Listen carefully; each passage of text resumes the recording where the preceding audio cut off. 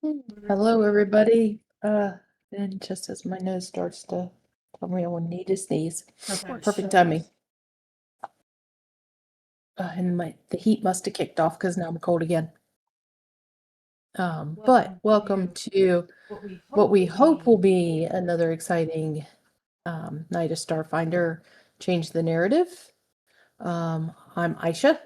I am the GM for tonight. Here on the Chaos Table.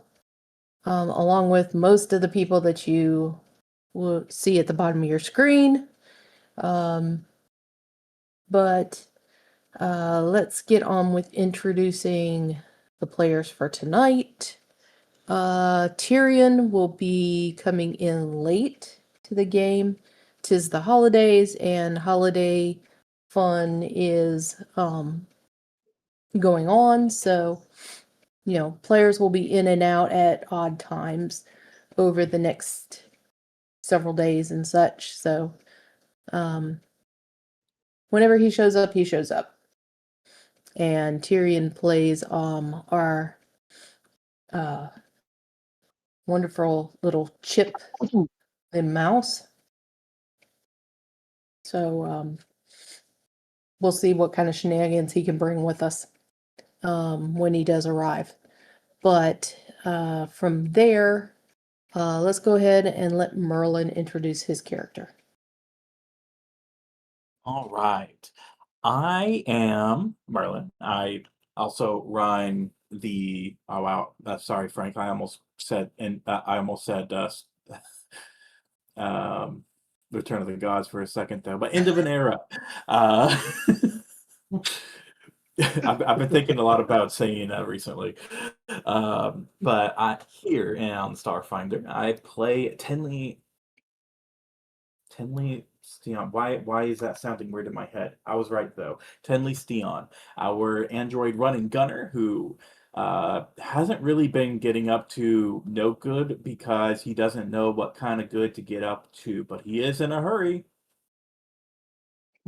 He doesn't I don't know know. where he's We'll going. figure out more about him as we continue going, and then you can't forget about his daughter, who is just I kind of have her set up as a healer and have not been role playing her basically at all. I And she's should like 2 probably weeks do old. that at some point. Yeah, by now she's got But to yeah. be 2 weeks or so old. Yeah, this is also how I've been multi-classing, basically, because I get to have two different separate casters, and since Starfinder doesn't really smile brightly on multi-classing. Okay. So there we go. Here's my way of having multiple classes. Yeah. Hey, we work around things. Okay, so Calendar. Well, hey everyone. Yeah, so I'm back after a little bit of time off, and I made it back from the multiverse again. I play Clive, the Kitsune witch warper who slips and slides through the multiverse at the most inopportune times. And yeah, happy-go-lucky as I'm trying to find more technology and things that'll keep my interest, because yes, the multiverse is holding a lot of my interest. So, and maybe I'll actually get to do some combat this time because I keep missing it. We're purposely Right, designing it around your attendance. Everybody ready for a social session now where we do nothing but talk? Yeah. Oh, well, we solve puzzles too at times. And riddles. Yep, open. Okay, Faja. Or Frank. Hello. Or whoever else you want to be today. I think I'll be Atraxia today. Today's the day of chaos. But I'm also known as Day of Many Names. I can be found pretty much everywhere on the Chaos Table. including running a game every other Sunday that Merlin tried to mention already, Return of the Gods. But tonight I am playing the lovable cat woman man, ThyriAisha/Rin. She has some issues in her past and likes to change genders. She is a biotechnician, biohacker, geneticist. She just wants to play around with genes, you know, the normal stuff. And I'm sure no shenanigans will ever come about between her and Chip, I think it is, that wants to save the little people. Yeah, Chip's one of them. You got Chip, you got queso, and you got salsa. As I'm talking avocado. about the one. Oh, yeah, it's avocado. I'm talking about the ones that wants to save the little people. I knew it was either Chip or avocado. Oh, that's Chip. That's Chip. I thought so. But yeah, I'm sure no shenanigans will happen. No, not at all. We won't put you at odds with each other at all. Never. At least you won't. I declare shenanigans. Okay, But and that's easy. I mean, and I'm also playing as Charlotte Evie, a Lashunta, artificial Lashunta, maybe, I'm not entirely sure. But she is a mercenary that joined the group a while ago after Ren seduced her. because no weird shenanigans happened there. Never. No.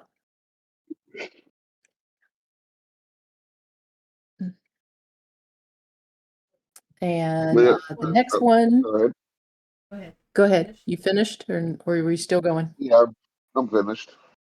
Okay. The next player is Alian. She's not here.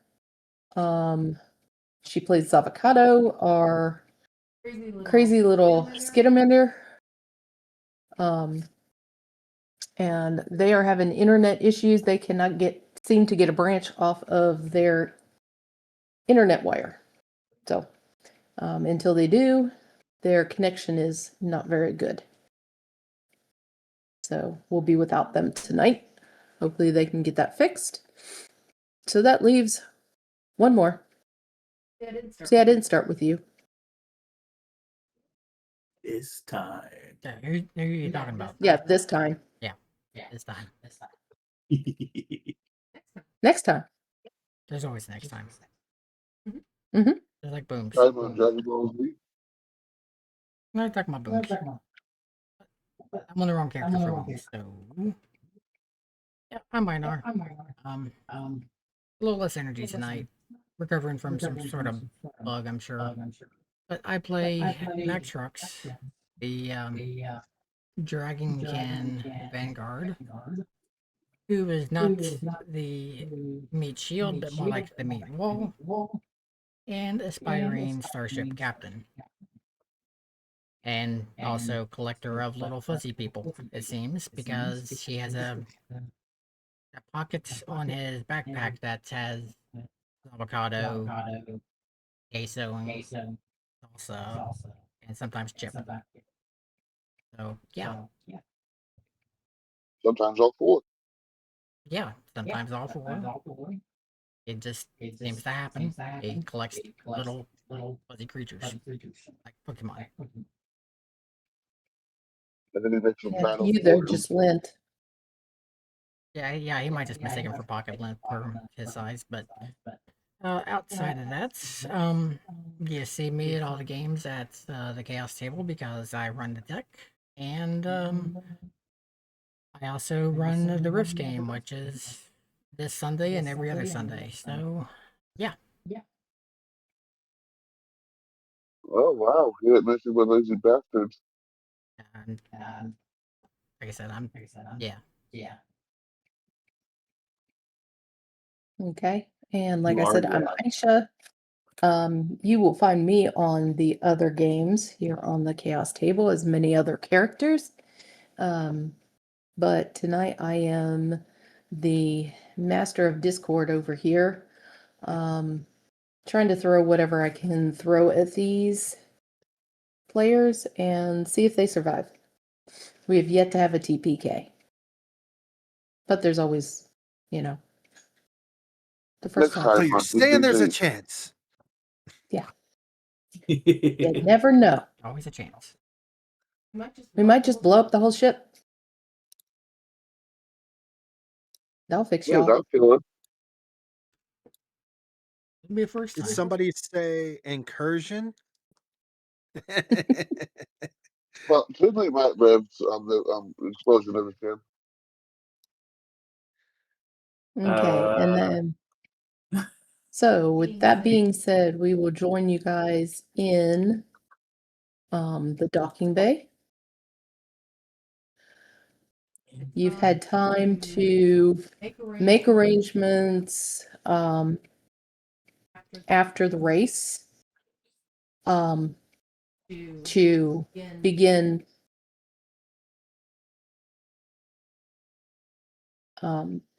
getting the ship ready to head out. You've gotten supplies, you've gotten armament, you've got all that kind of stuff stowed away.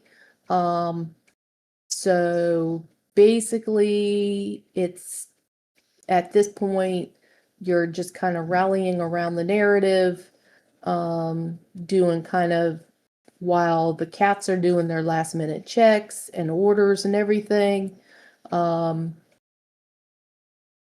You guys are gonna pretty much going to review your pretty much what you guys have your standing orders as to what you're gonna head out to and be Well, we launching had to two in a few options, but we months. chose one. Well, we had a couple options, but we chose one of them to do first. Yes, you did. Yeah. Yes. Yep. You guys chose to one of the things that came up recently was a rescue mission that needed to be it needed kind of a unique group of characters to go out to, because this is in fact a very large ship. It's an arc ship. For those who don't know what an arc ship is, basically it is when you can load basically the entire planet's worth or most of a planet's worth of people aboard a ship, and that ship slowly made its way through the galaxy, where they were traveling from point to point, where they had already found a new planet that they decided would be their new home, or whether they were just traveling like to the Absalon station, where maybe they were getting assistance in that exact thing, where they would stay hovering off the near ports of the station so that they could unload people as they needed to, cycle them in and out, and work with the scientists aboard the station to try and begin finding a new home that they could eventually take the Ark ship to. These things are massive. They are, depending on the size of the planet, they are a planet in themselves. Now some of these ships are very, very old. They are they're back to the drift time. So they are pre-warp, they are pre-everything, so they do not have the fast capabilities that your ships do now. So they are like very, very slow to your fast pace fighters of today.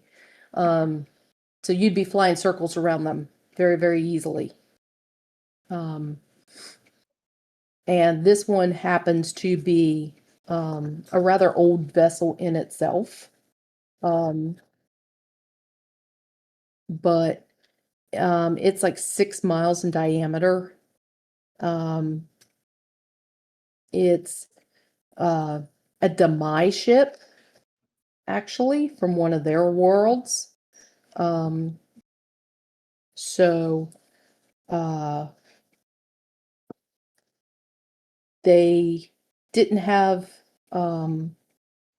much luck with the planet that they were on. It was it wasn't the actual Demai planet itself, but it was a sub planet to their race, and it was starting to fall into some of the cataclysm and everything that some of our worlds go into as their world starts dying and their sun starts dying and everything.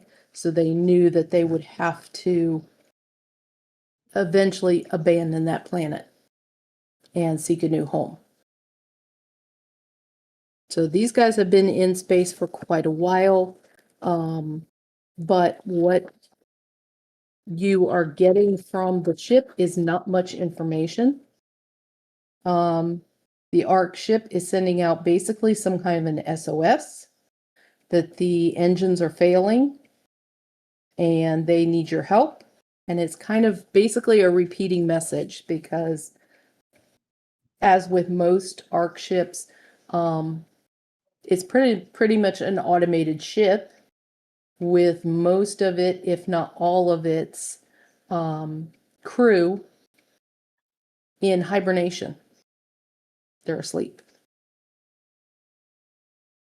So if the engines fail, then next goes all the environmental processes on the ship. So that is going to include the hibernation chambers.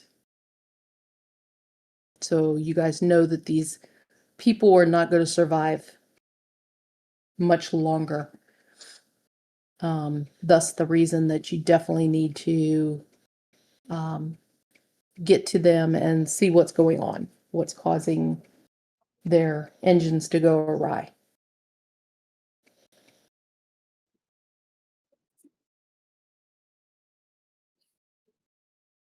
Okay. Well, Mac will definitely be antsy about things, wanting to get underway.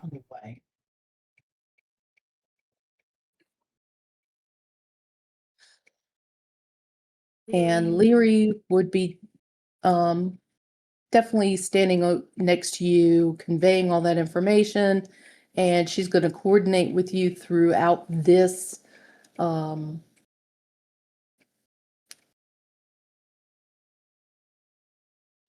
words. This rescue mission, because she's going to be having you pretty much work as her second in command, because she wants you to start stepping up into that role that you want to become the starship captain, so that way you can start taking some of the missions in the narrative itself. So she definitely wants you to start learning the systems and learning the crew and all that kind of stuff.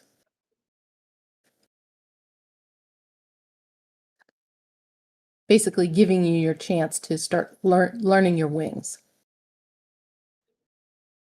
Well, he's got 2 of them on his back, but yeah, he understands.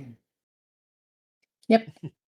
Well, he's going to need some heftier wings if he's going to fly out there in space.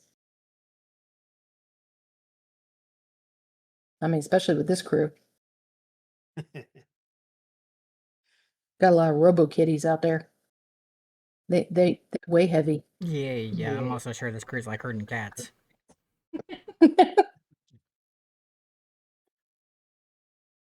All you have to do is get a sword that shoots a giant laser pointer. That'll get them moving. Well, it's just, and when you need to have a meeting, you just put a big box in the middle of the floor, and there you go. Make sure you have tons of catnip. That's for the after party. Bobby go warp speed. We're gonna go warp speed. Okay, so the Crazy Cat crew, they are doing their thing. You see the engineers and the mechanics up on top. They are doing their thing in terms of you got Switch and Script. They are pretty much crawling all over aboard the ship. They are checking things out on top. You've got the science officers and everything, making sure that the last little couple cases are loaded aboard through the back hatch. You still think that Doc's a little strange, and so is pretty much the hairless cat. Unlo, he's a little weird, but you're starting to figure him out. The hyper crazy cat, the little figment that runs around, you still haven't figured that thing out. I mean, it's just all over the That place. matters. Yep. And of course you've got the two droids, and that's Ano, and you've got the one that is just a bunch of letters and numerics, that's just flying about, whizzing all around, taking last readings on the ship before everybody gets loaded aboard.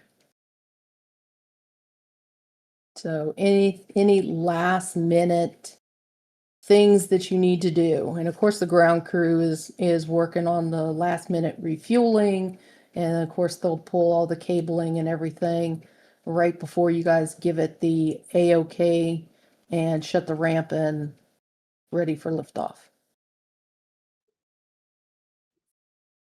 Hell yeah. Now, Mac will be looking over all the status reports and all that stuff, as you know, and just pretty much waiting for everything to be ready.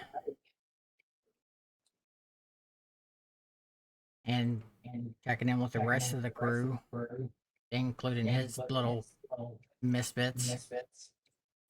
Okay, and Lady Ishan will be coming down the ramp, and she'll be letting you know that they've gotten the final flight arrangements and everything, the A-OK from the people up in the con tower. So if everybody's ready, she said we can do our final boarding right now. Yeah. Tinley will board, and he's going to sort of a little similar to Data, where he's going to check the systems. He's going to be checking how things are piloted. He's going to check out the turrets, see how everything is. Basically, get as familiar with the entire workings of the ship as he can. Okay. And of course, Lady Ishan will be letting everyone know they can go ahead and take any of the bunks and any of the rooms that are uninhabited and make themselves comfortable for the trip.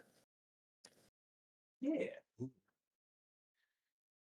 Make sure I get a double room. Yep, there are those. There's some doubles and there's some quads. Let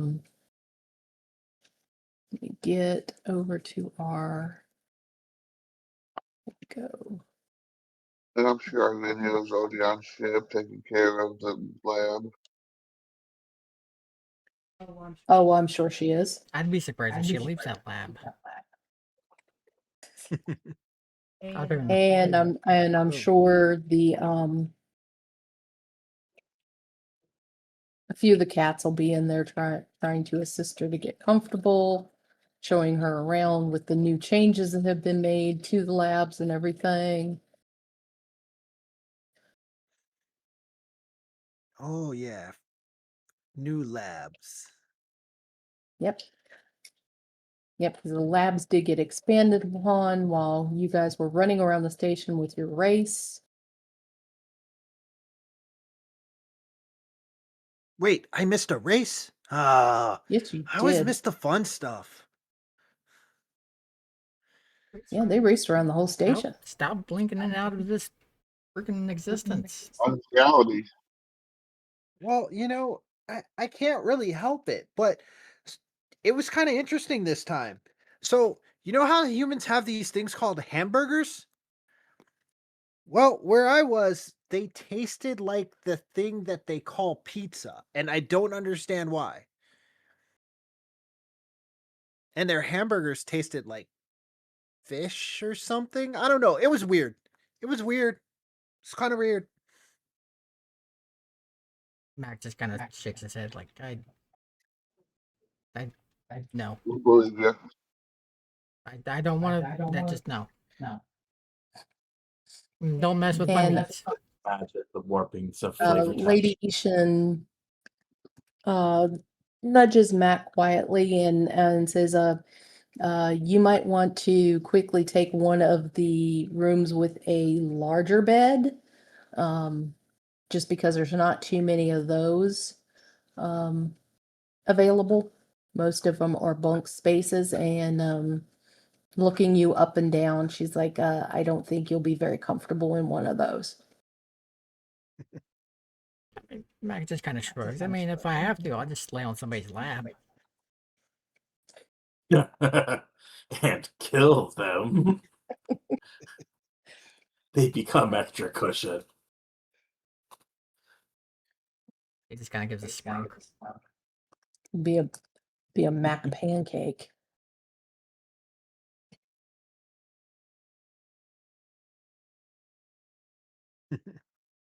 Okay. Could say they got ran over by a Mack truck, so they would not be confused.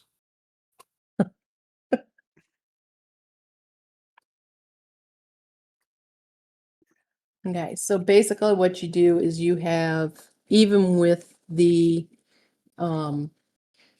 drive that you have aboard ship, it is still going to take you a couple days to get to the Ark ship.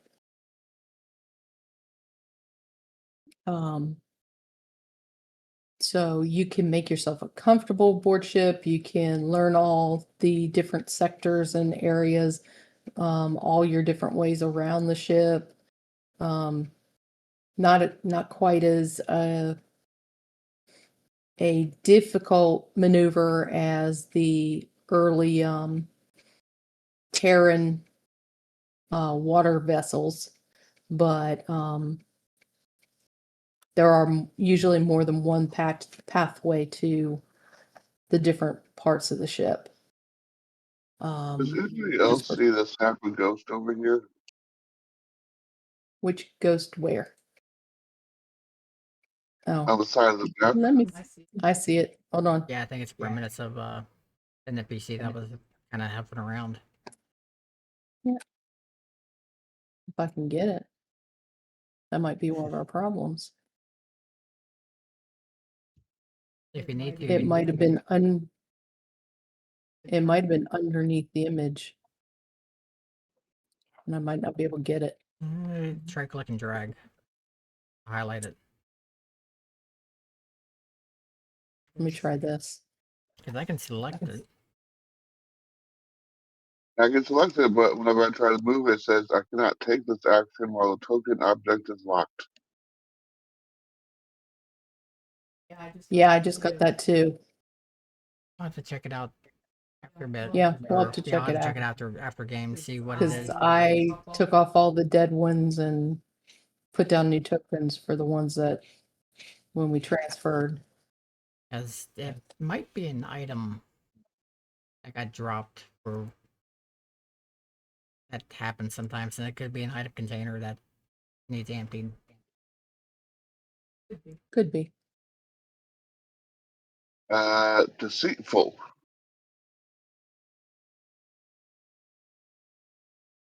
Yeah, it is. What? Yeah, it is an item container. Item container? Yep, for the deceitful tiefling ability.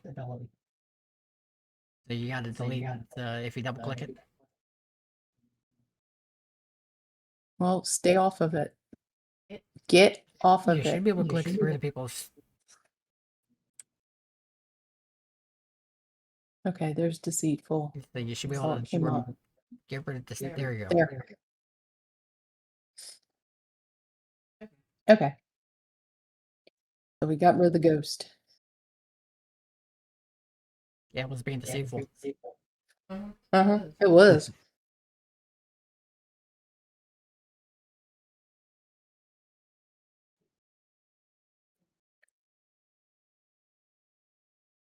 Okay, so is there anything that anybody wants to do aboard ship as they're in the midst of the transport to the Ark ship? Is there anything that they had in mind?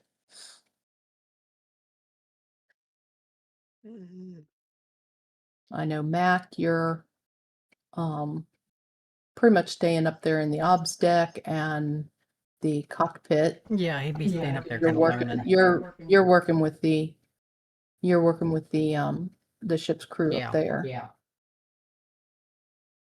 I'm gonna be tooling around in the science lab, reading books, doing and research, going through research notes.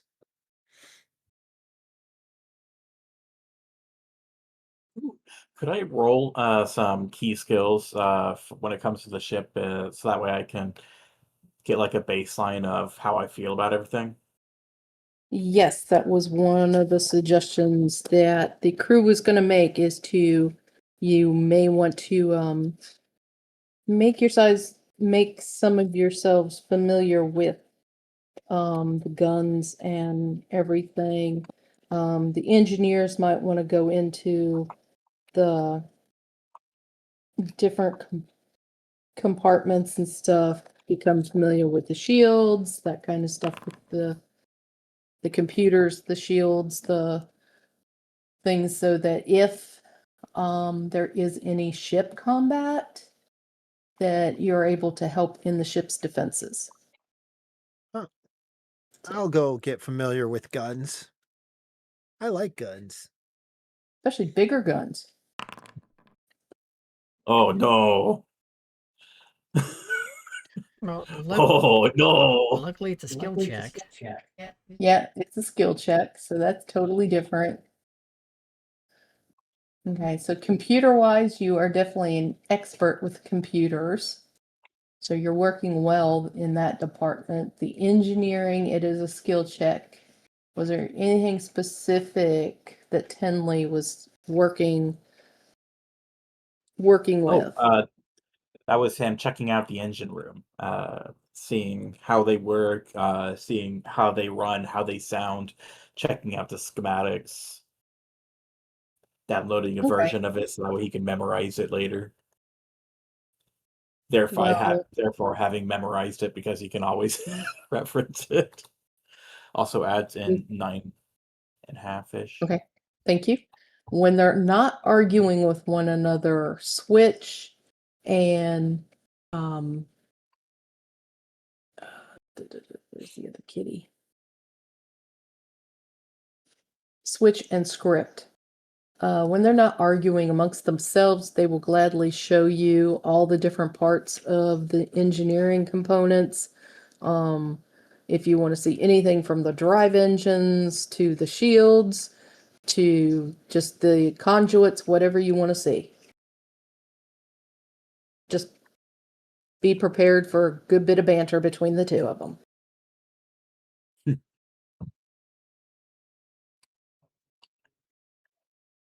Because they're constantly bickering between each other. You know, why'd you pull this component? No, this one goes there, that one goes there, back and forth with each other. One seems to always try and be more knowledgeable than the other, when in fact they both know the ship in all different directions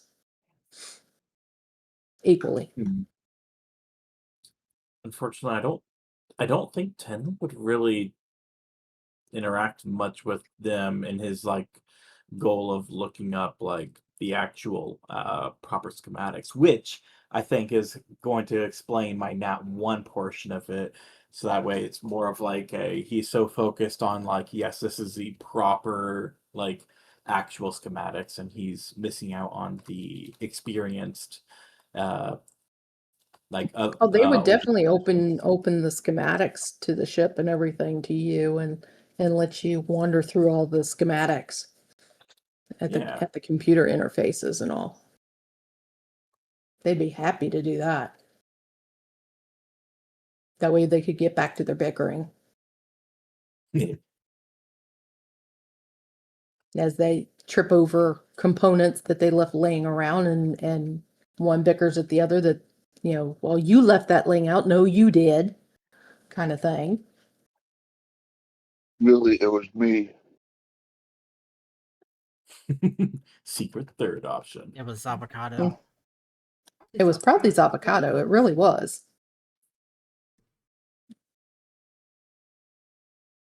He's going to be the constant instigator, I bet you, on the ship. Oh, you know it's avocado will be. But also in his goal of like ship understanding, he's also gonna check out the he's gonna check out the flight controls and okay. I'm sorry. What? So exactly the opposite of my engineering check. Went from a nat 1 to a nat 20. Okay, well, the bridge crew will gladly show you the science computers. I don't know how much the pilots will actually let you mess around with the controls and stuff, but Matter will definitely show you their computer in terms of their computer over pretty much shows the overall status of the ship.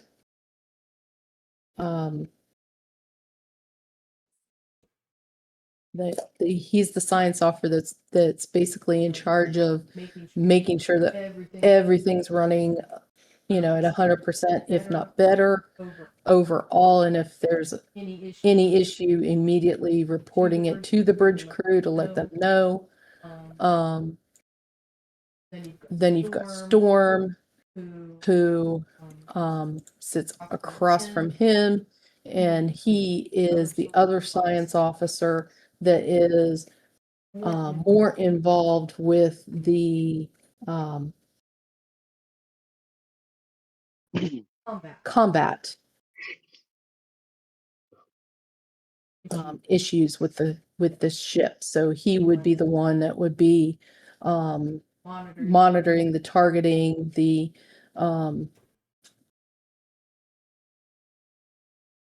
pretty much what is automated of the ship, making sure it's functioning correctly, and the sensor sweep and everything going on as you guys are traveling through. I mean, with that role, I could see the pilots possibly, showing them some, but not, not given the full controls, but. No, they won't give them full controls, but they'll definitely run through, because you've got Awe and you've got Aspect. She is the primary pilot, and Awe is her co-pilot. So he would gladly probably let you take his position, and he could stand behind your chair and do a whole bunch of explaining of this or that, while you don't interrupt Aspect while she's actually doing the physical flying of the ship. Here's a controller, little brother. Yes, you are playing with me. Sure, it's plugged in. It's completely You know, plugged in. that's so much easier these days with wireless controllers. Yeah. It is so I mean, so like, much more believable. Cool. I and think it's that's also everything. not I was lining gonna up. take a look at.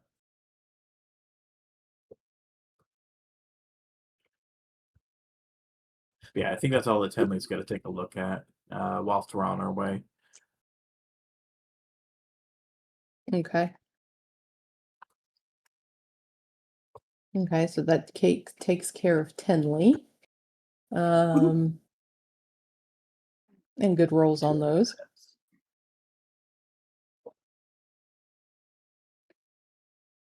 I'm sure Evie will be taking a look at the weapon systems and stuff like that.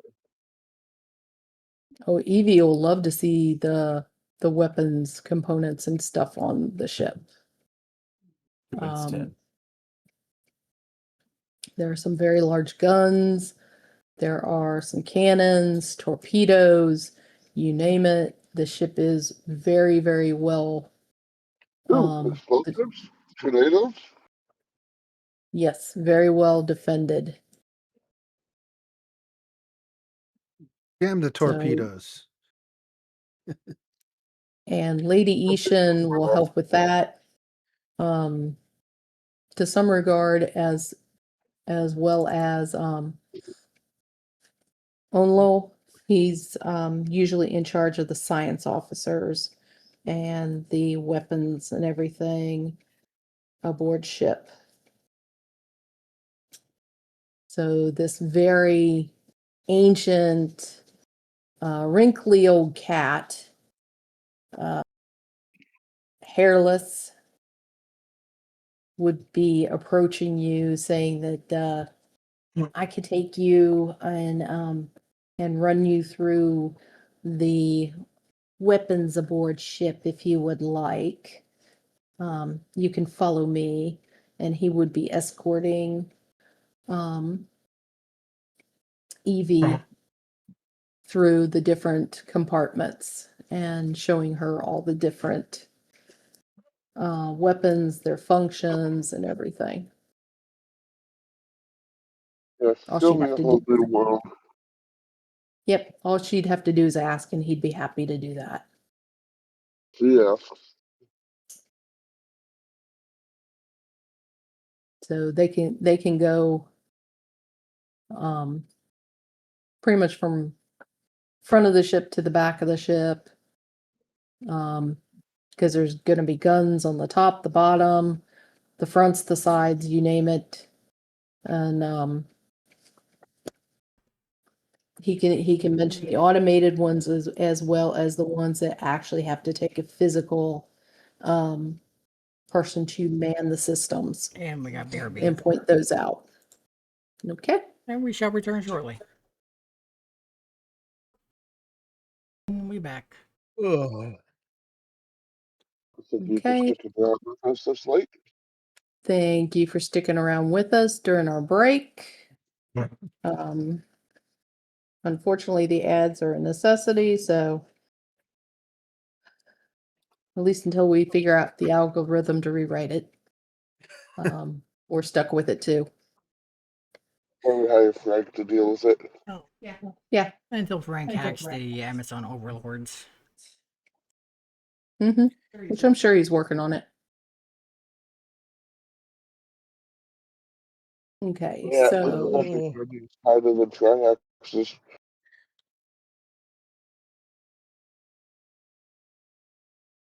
okay, so you guys spend much of the day learning the different parts of the ship, exploring parts of the ship. You're able to spend some of the time cycling in different patterns to get some of you guys sleeping while others of you are awake, just so that you get a full monitored flight between your group and the cats, the Panthers. And you're able to detect that the message is coming through louder and louder, but there's no new parts to it. It is continuing to say the same thing, that it is an SOS, that their engines are failing, that they need help.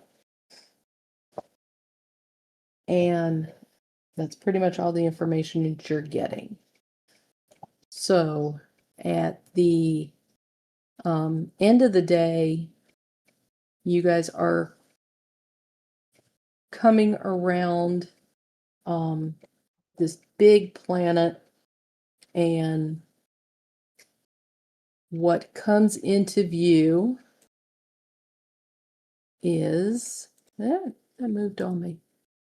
It's almost activating the wrong page. The Ark ship. Okay, No visibility. Darkness, my old friend. no visibility. No tokens. Yeah, it's, Tokens, yes, that's right. Because you give me a second to get back to the party. One. In And I got my rid. head went, I like the MC? party. I like There you the go. party. I told you. She's a ghost. no, that's It the wild just, card thing. I just need to, yeah, I just need to flip the wild card. Wait, how come I still can't see? It's You the should be able, box ghost. you should be able to see. You're on there. I just had to turn on my own vision. Okay, that might make a difference. Evie.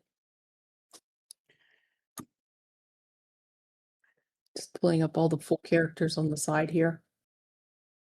That's pretty That's cool. everybody Can we that's steal that here shit tonight. instead of save it? Stealing it, saving it, right? Do you want to steal a colony and all its people too? To say that's a very big ship to steal for the smaller crew that you are. It is Well, if it's all automated. the Well, epitome of I'm saying of if the it's an Earth small ship, borders it's thing. supposed to be crewed by a small contingency. Mm-hmm. All we It have to immediately do reminds is me of find. like the pirates. All we Like, have to look do at me, is I am your find. captain now. All we have to do is find a small robot named Wally, and he will take the ship for us.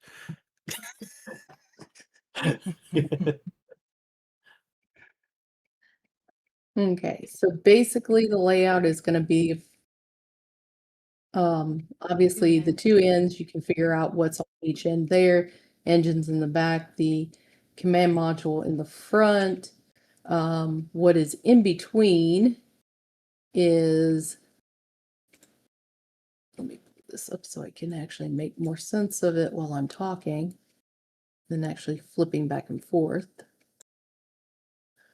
That's got to be made smaller so it fits on one screen. There we go. Is, see, recent files.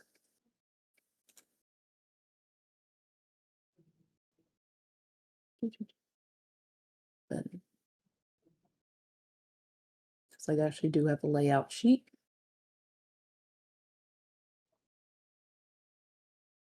Right, you don't like my layout sheet. Go figure, you're the expensive editing tool. That figures. There we go. Okay. From tip to tail, you've got the command module, which is going to be the crow's nest, the officer's quarters, the bridge, everything that way. You'll have an observation deck as well. You'll have the connecting neck of the ship. Then you have the parts that spin around that area are part of the habitation sections. There are 4 of them, which the habitation sections include all your science bays and all your maintenance bays and all that kind of stuff. Your crew quarters, those things would be located right behind there.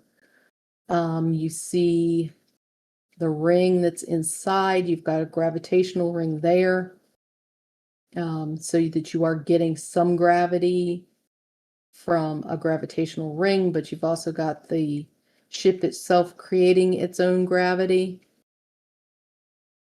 There are geodomes located around the body of the ship, which contain all the different plant life and everything of their planet, which also, of course, helps supply some of the food and some of the oxygen to the ship. Also, some of the pods that contain the water through the filtration center there.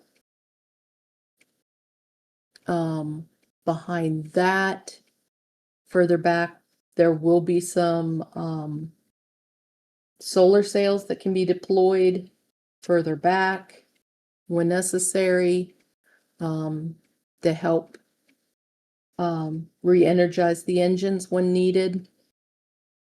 And then the last pod is going to be full of the hibernation area, all the sleeping pods and everything, before you get back to the last bit of the engineering section, more water containers, shipping containers, and then the engines. So yes, she is a very large vessel.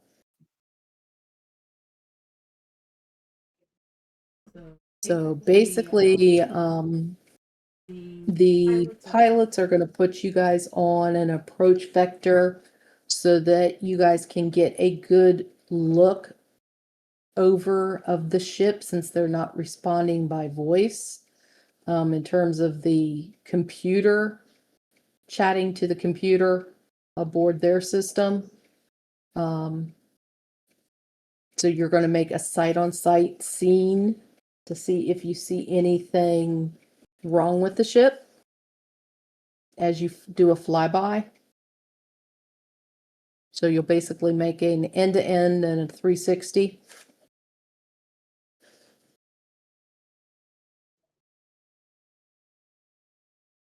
Yeah, pilots doing their Okay. thing. Yep. Yeah.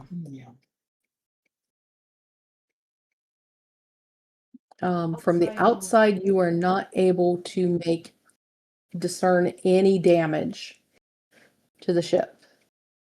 It just looks like, any ship that's been in space for a long period of time.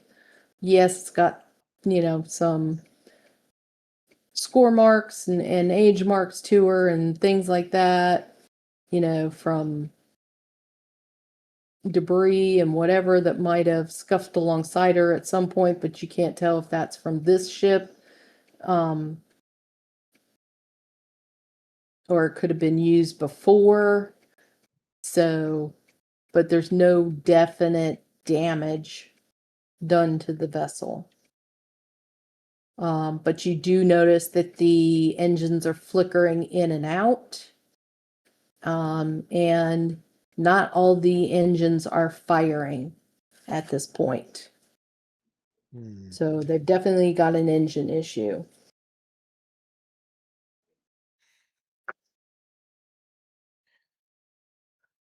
Is it safe to posit that the power for the rest of the ship is derived from the engines? Or the power plant, or their power plants separate from what's powering the engine to power the rest of the ship is what guess I should be asking. Well, you won't know completely until you get aboard, because you won't know the status of the hibernation system and everything on aboard ship. Because obviously if the engines are in too much of a failed state, the crew would be waking up and things like that would be happening.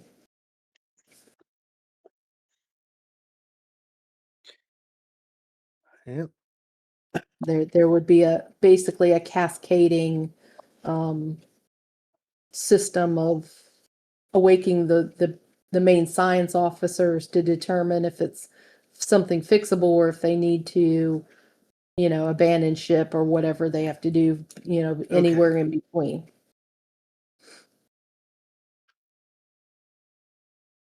So you have some engines that are down and some that are kind of flickering and Okay. others that are under power. So there are fail safes. So you definitely see an issue there. So far that's the biggest issue that you can see with the vessel. So the pilot is going to, since they're not getting anything through the automated response, the pilot is going to go ahead and open up a channel, and Aspect is going to try to make an actual ship-to-ship communication now that they are close enough and in line of sight.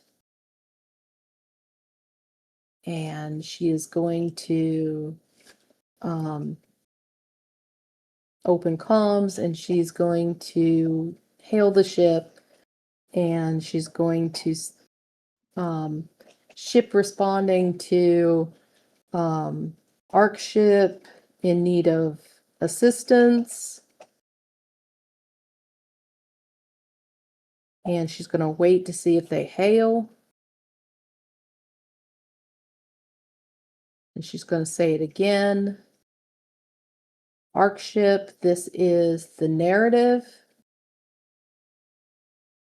We are responding to your SOS.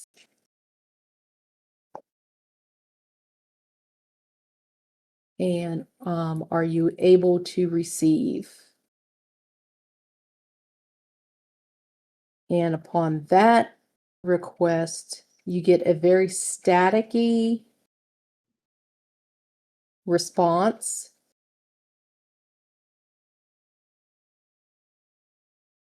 It's going to take a moment to clear as they kind of get tuned into the right channel and everything. And over the comms, you will hear a very deep male voice responding, saying ARC ship to narrative. This is Captain Zephyr. Please respond.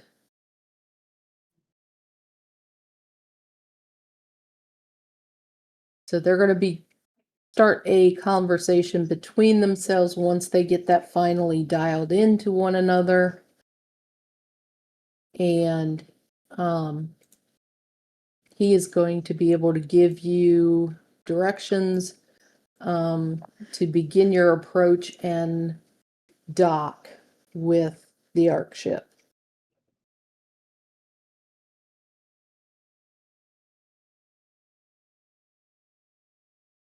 So there's definitely somebody that is awake, alive, something aboard that ship.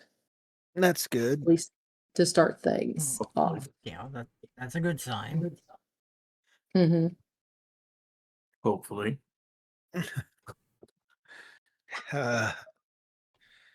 Don't go jinxing us.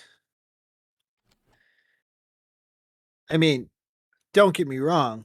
I'd love to find something new and interesting here, but I don't think they want something new and interesting, considering this is kind of a rescue mission.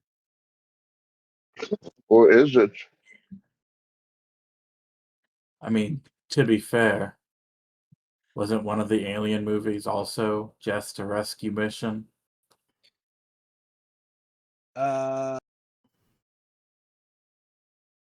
I'm not sure which one that is because I'm pretty sure the second one they took Marines, it wasn't a rescue mission. That one wasn't. Isn't that the third one?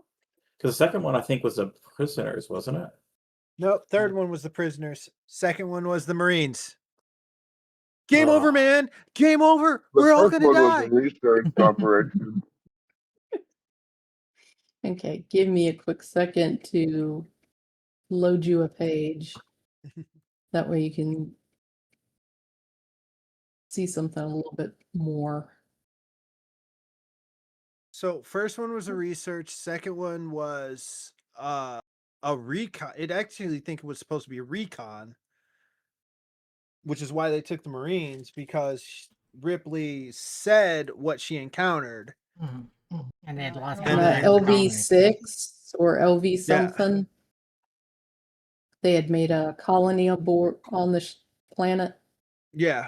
And then third one was on the prison planet. Fourth one was when they brought Ripley back as a half alien hybrid.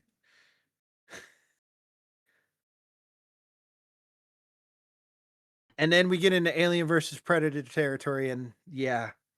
And then I've kind of lost track after that.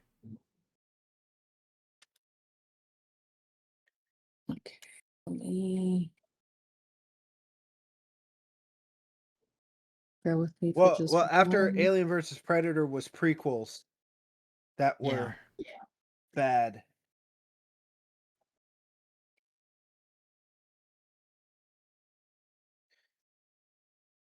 Yeah, bad. Okay, there we go.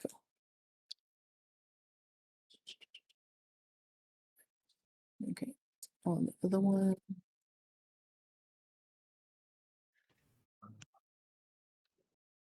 Oop, wrong one.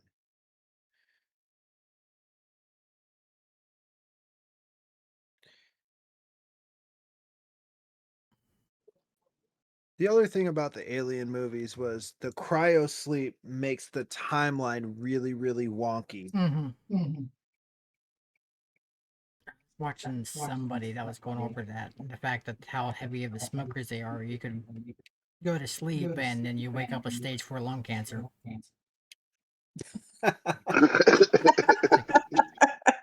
Sucks to be you. Well, so when you go back to it, because the new ones, so Alien Romulus, which is the newest movie, takes place between Alien and Aliens because Ripley was in cryosleep when Romulus happens. So since she was in cryosleep after the first encounter with a xenomorph, basically another ship came in contact with xenomorphs and the same thing happens. Of course. But because Ripley was in cryosleep, it happens between the first and second movies. This will do. And I believe, because I haven't watched it and I really don't care to, I believe Alien Earth happens after Aliens, or it's either right before Aliens. I think It's just Alien Earth is supposed to happen after Aliens, from what I understand. yeah. It is all sorts of wonky. I can't keep track of some of that stuff. I didn't even know there were all those other Alien movies. No, Alien Earth is a Well- series. Yeah, Oh, that's okay. the new series from FX, from the same company that owns Fox, that owns Aliens now. But then also Prometheus and Alien Covenant happen well before Alien, but that just throws more So cool. questions into the whole Bishop thing. Yeah. There was also a thing with the cryo sleep and the Alien World franchise or universe where you're laying still like that for years. Imagine the bed sores. Right. Ugh. Okay, you are going to have to give me a moment to preload the source. I gotta get your characters on here, so. But I've got the page up. Compared to the Alien timeline, the Predator timeline is much more clean.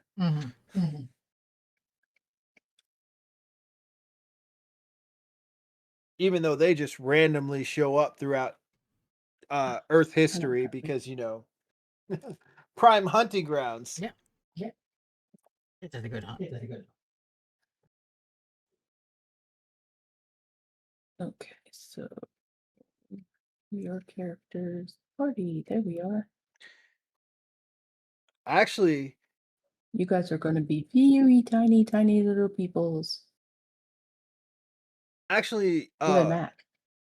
Predator 2 was probably one of the most productive hunts for that particular predator tribe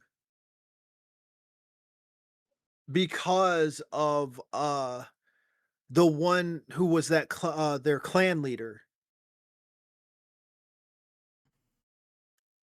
Because it's a comic book, but there's a comic book, the clan leader from Predator 2, the one that gives Danny Glover's character the flintlock, or not the flintlock, the Yeah. pistol. Yeah. There's a comic that shows how he got that pistol. Remember that.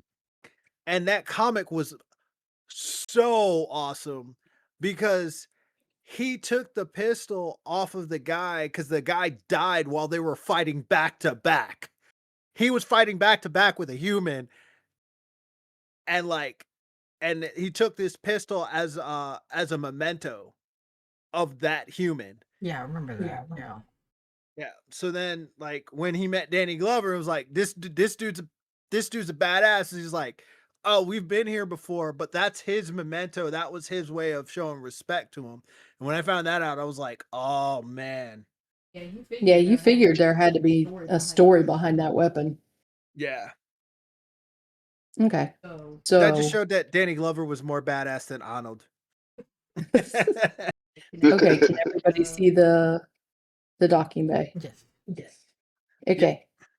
Give me a little liberty with it that it'll be your ship landing instead of that ship taking off. And it'll just be a little bit more believable than that. And yes, your people are teeny tiny compared to this picture because it is that dang long. So So the position docking bay is yourselves. huge. Got it. Yes. Big ship. Big docking bay. So, if you want to position yourselves like Okay, so these guys are giants. the Demai are actually like 7 feet tall. They might be giants.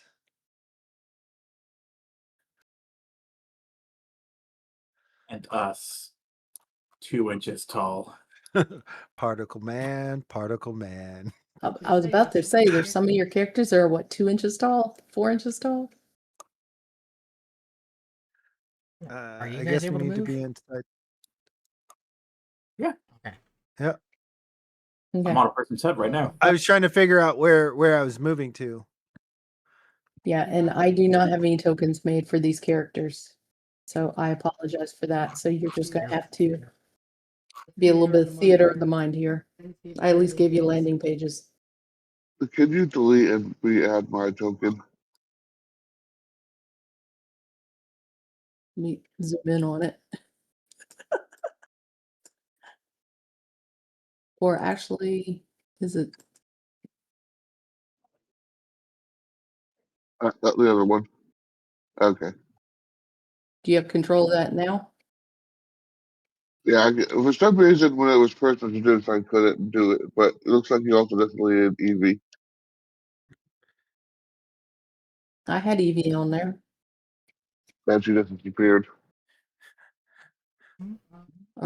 She was out to the side.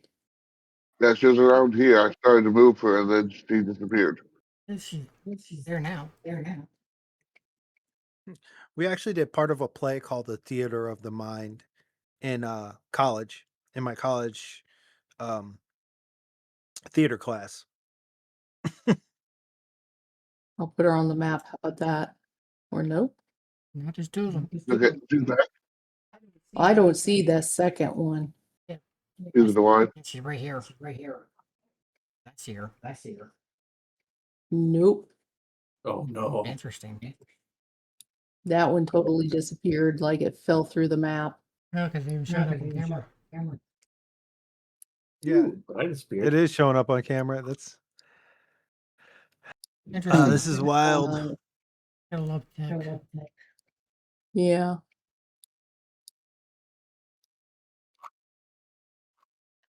Well, if somebody else has control of the EVs, can you delete them? Don't have anything in control. Well, I see the second one now. Okay. I just moved it. As long as you got control of, you've got. How did you get control of Evie? Okay, I don't see know. one. I don't know. I don't know what's going on. Okay, I see one here, and I see one here. I just moved the one at the bottom where I'm circling. Okay, Yeah, totally missing. Frank, can you move either one of them? Yeah, I can control both of them. Okay, so which one do you want me to delete? The bottom one. Okay. There. Oh, 10 minutes of time. Let's not confuse ourselves.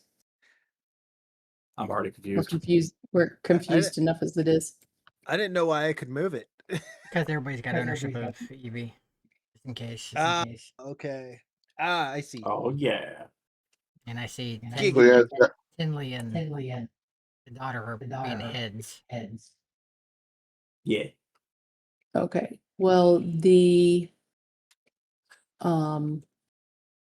who is going to meet you in the docking bay, because there's a lot of people that are not going to be it's pretty much empty. There's not many people in the docking bay.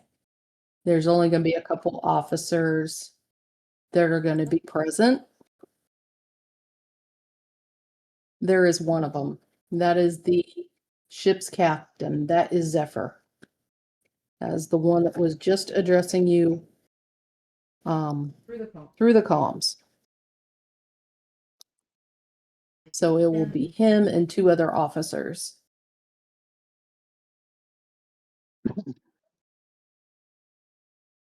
And he So a will be 7 foot tall guy with a mullet.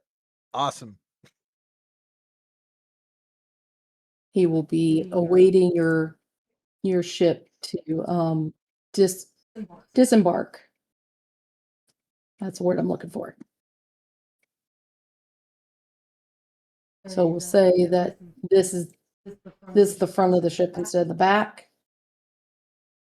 If it'll ping, yeah, it pings. It's pinging. It's Okay. it's just And designed. most of you guys are okay, so you guys are down here. Yeah. So we'll say, let me get just a character that's got a, give me a character that's got a,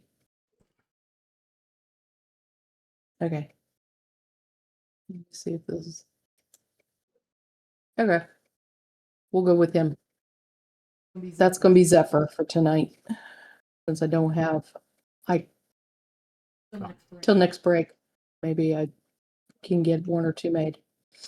But Zephyr comes walking up to you, flanked on either side by one female and one male, and he will be saying, thank you,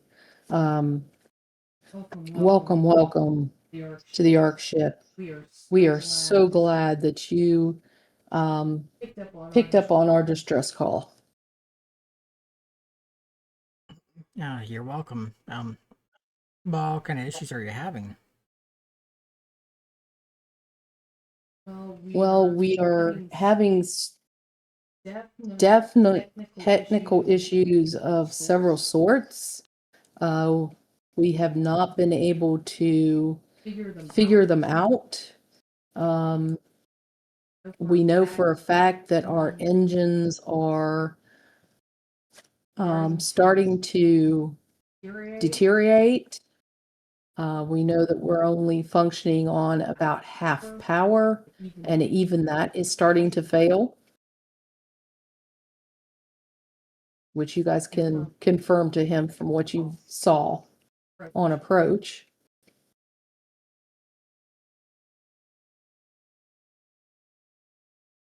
I'll put her there. That's going to be, and let me see if I can come up with one more person. I'll give you one more of him. So you've got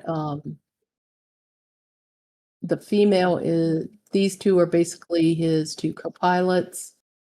Yeah, a female and a male. Okay. And they're both holding portable computer decks, and they are saying that we're having a multi-symptom system failure that seems to be cycling back and forth between systems at the moment. We are able to hold the cryo sleep at the moment at 100%. But at this point, we are losing shields. We are losing the defensive weaponry. So pretty much we could use your help in any way possible to get our systems up and running again. And the young gentleman standing behind him is confirming all this information. He's kind of young and geeky, and he puts the glasses up on his nose, and he confirms all this as he's like fingers are flying through the screen as he's just going through the different systems. Well, I guess the and loss of making shields. double and triple checks. Well, I guess the loss of shields and defenses would explain all the dings we saw on the outside.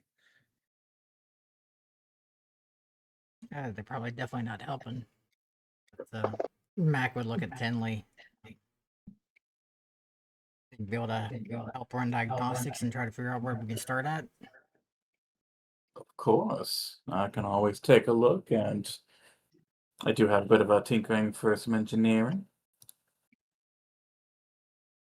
Well, we can definitely escort you to the command deck, and you are more than welcome to help us. We are running on a very small skeleton crew at the moment. The ship woke us up out of cryo sleep, just out of necessity, noticing that there were things going wrong with the ship that it could itself not correct. Oh no, where's Chris Pratt?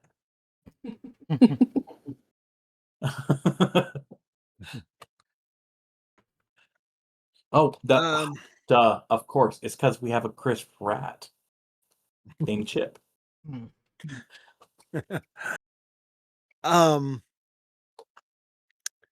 I could probably go look at their take a look at their, because you said they had an agricultural module, right? They do have the geodomes, yes. Yeah, I can probably go take a look at the geodomes and make sure everything's functioning in there properly.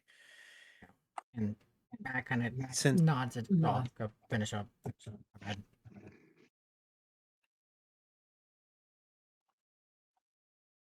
I was talking over your Cal, so my bad. Go ahead and finish. I was just saying I could probably just go to check in the geodomes and make sure, like, all their crops and everything are still functioning properly, because that's about all I can think that I could do.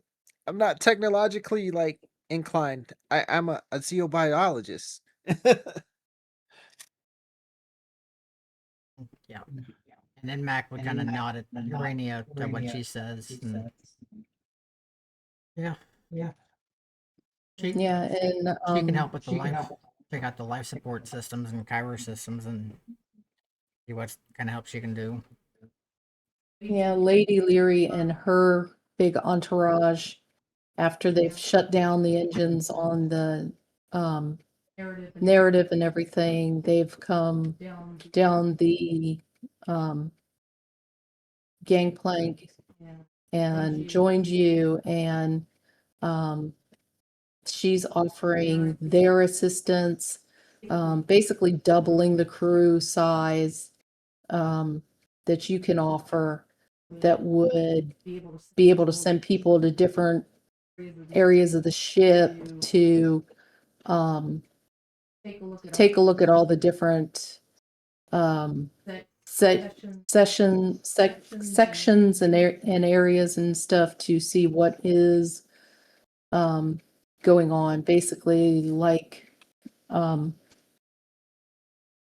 Clive said, that we can send a few people here, a few people there, and cover the ship, knowing the fact that they're running a very small skeleton crew. They might not even have enough people to leave the bridge.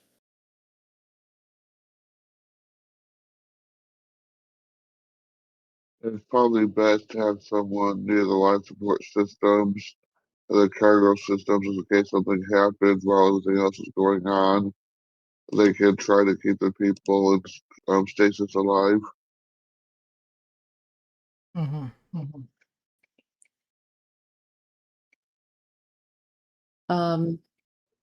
Captain Zephyr, he admits that we've got a crew of just about a baker's dozen. So we're spread very, very thin for a ship this size. So we more than welcome any assistance that we can get. I can definitely keep my people to the most delicate of areas and the command stations, and they can relay to both of your groups where they need to go and who they need to talk to.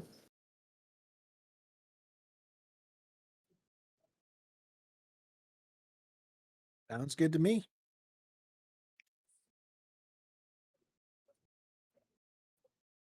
Yeah, just show me the direction of the life support or the cargo systems. I'll go check them out. Same with me for engineering, and particularly the engine bays, and seeing if I can't get their power source back up. Okay, so Tenley, you said you're going to engineering, Yes. and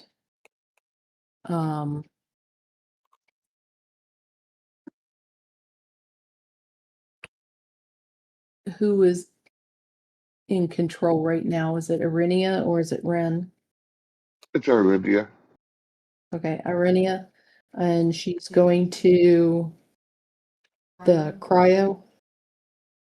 Gyro or life support systems, whichever, unless they're not together. Okay.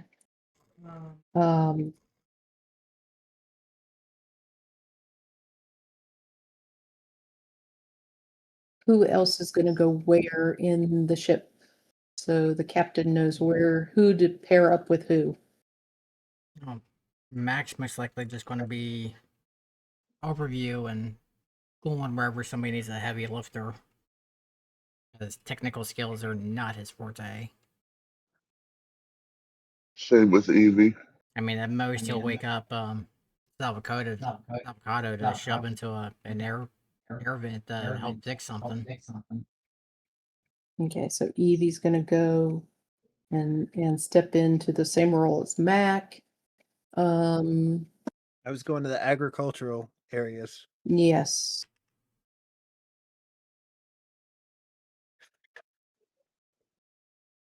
So you're going to the ag domes.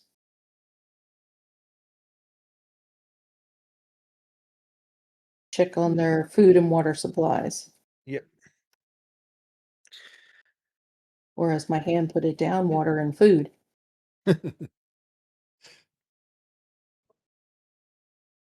Okay.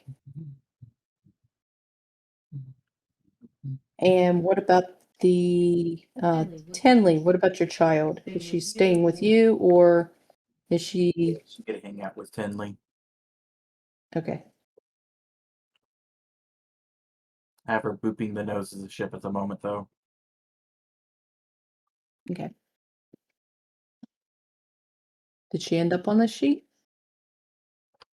Yeah, she's booping the nose of the ship right now. Oh, okay. Oh, okay.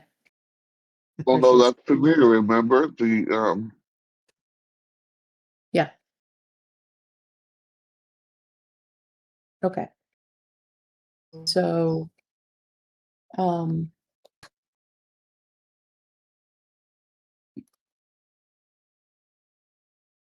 what the captain will say is, let me pull up the party so I know.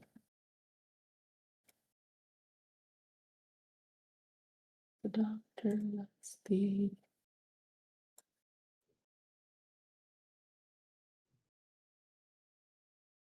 Give me The a second. doctor's here. Well, we just let him fix it all then. Okay, so one of the engineers, Tenley, one of the names that you're given is 7. She will be 9? one of the contacts that you'll be looking for. I was thinking the same thing, Calendar. 7 to 9, Yeah. yeah. I figured you guys would think that way. Um, And I wanted to take one dirge or something. I mean, I don't know. I mean, you guys were just talking about all these other shows. I've been wanting to say, Science- damn it, Mac, I'm a biologist, not a miracle worker. Science officer. She's going to be at the life support. So, Anaya, she's going to be there. I am just assigning people places real quick. The chief scientist, he would be in cryo, and that is Draco. Malfoy? So you guys are just having so much fun with us. Too much culture in this brain.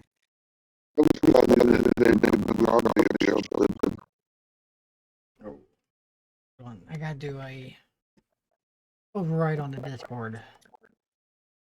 I don't know why. Yeah, I don't know why it does that. Only on. I gotta swap the region override because it comes over staticky just over stream. There's. Okay, the new sounds are weirding me out. Chief warrant officer. So he's going to be security. Because there are several of them running around. Okay, so who's going to pick up on Cassius? Play?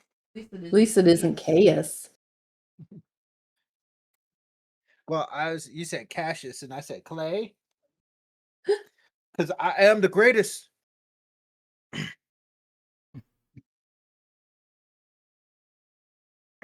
Okay, so Zephyr, Chiara, and Alexander are your captain and co-captains.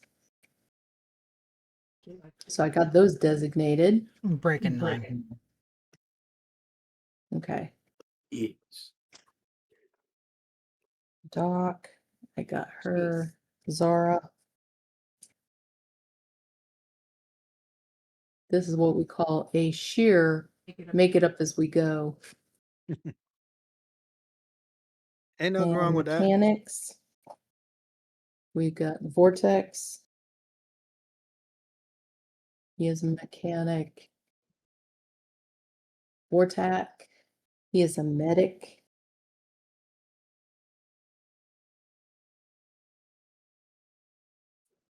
Now I gotta get images for these people. You realize that? See them? All the work you're gonna make me do?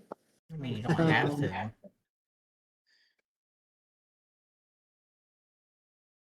Well, eventually I'm gonna use them for something else. Orion, he is one of the soldiers, so Orion, Pax, also goes by the name Optimus. we also have He's Kepler. not primed up yet. Nope. Kepler. And I think that is everybody now. Okay. Now I at least know where everybody's at. I swear I got more medics than that.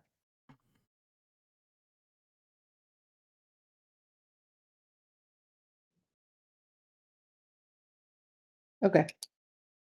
So as far as going back to the bridge, Zephyr and his two entourage are going to take Lady Leary and for now they will take Mac along with them to the bridge just to check out the continuous the status, and I guess you can keep Evie in tow with you just until they figure out where the heavy lifting might come in handy, or That- Evie can go with any of the security officers. Let's see, Tenley.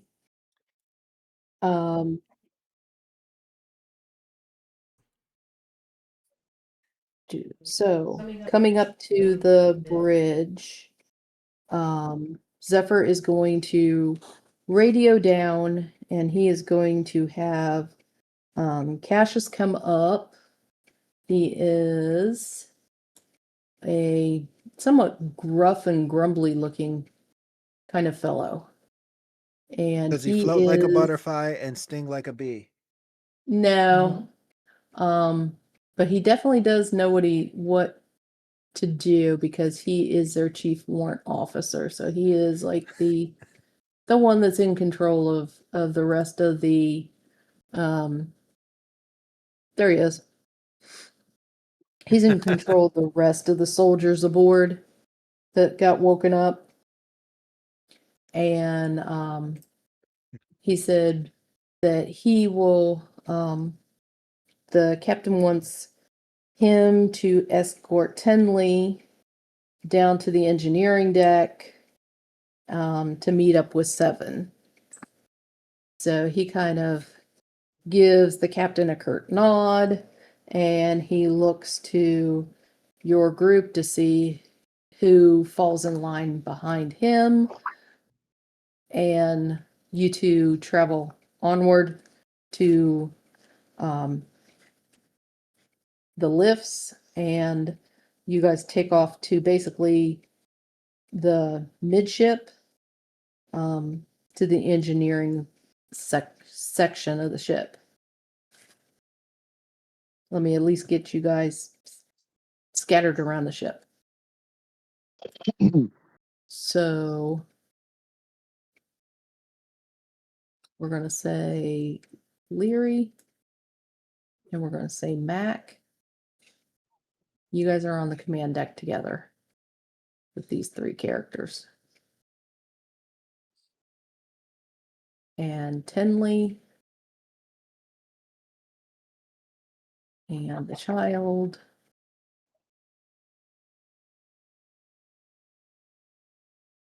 You guys went on to the engineering section. I'm going to try and on break get a couple of these characters punched out each time. Clive, you're off in the Geodome, so I'm going to put you over here by yourself. Science. For now, I'm going to put her with you. Okay. So,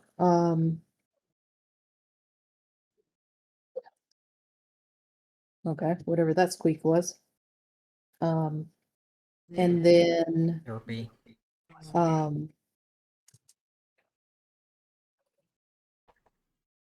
the captain will have another officer come up to the deck and will escort Irina down to the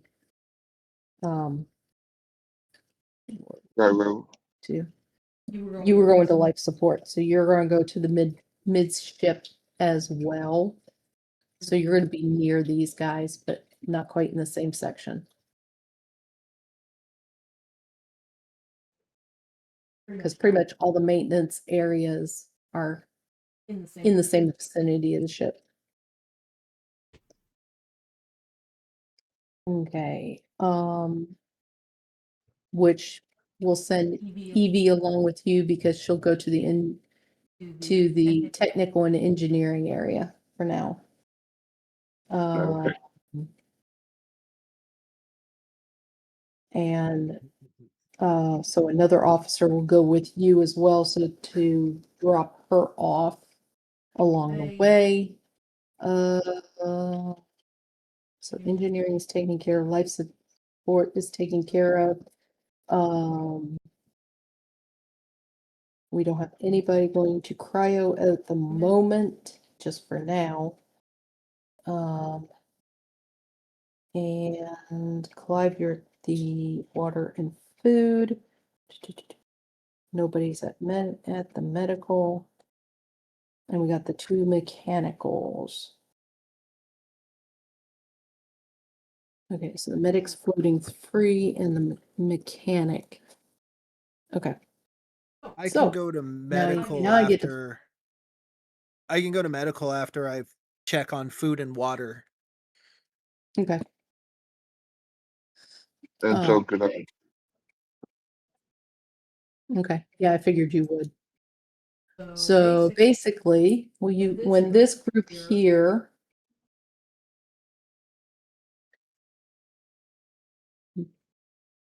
gets to the command deck, they see the few crew that is up there. They're pretty much bouncing from station to station, trying to do all these different assessments, do all these tests, trying to answer these lights and systems that are buzzing and whirling and flickering and everything. So they are very, very happy to see you and some of the cats show up with you to take over some of the positions to help them out and figure out what's going on. And So that you see this kind of sigh of relief. break time. That's it. Yep. So let's go ahead and take a break. We shall return.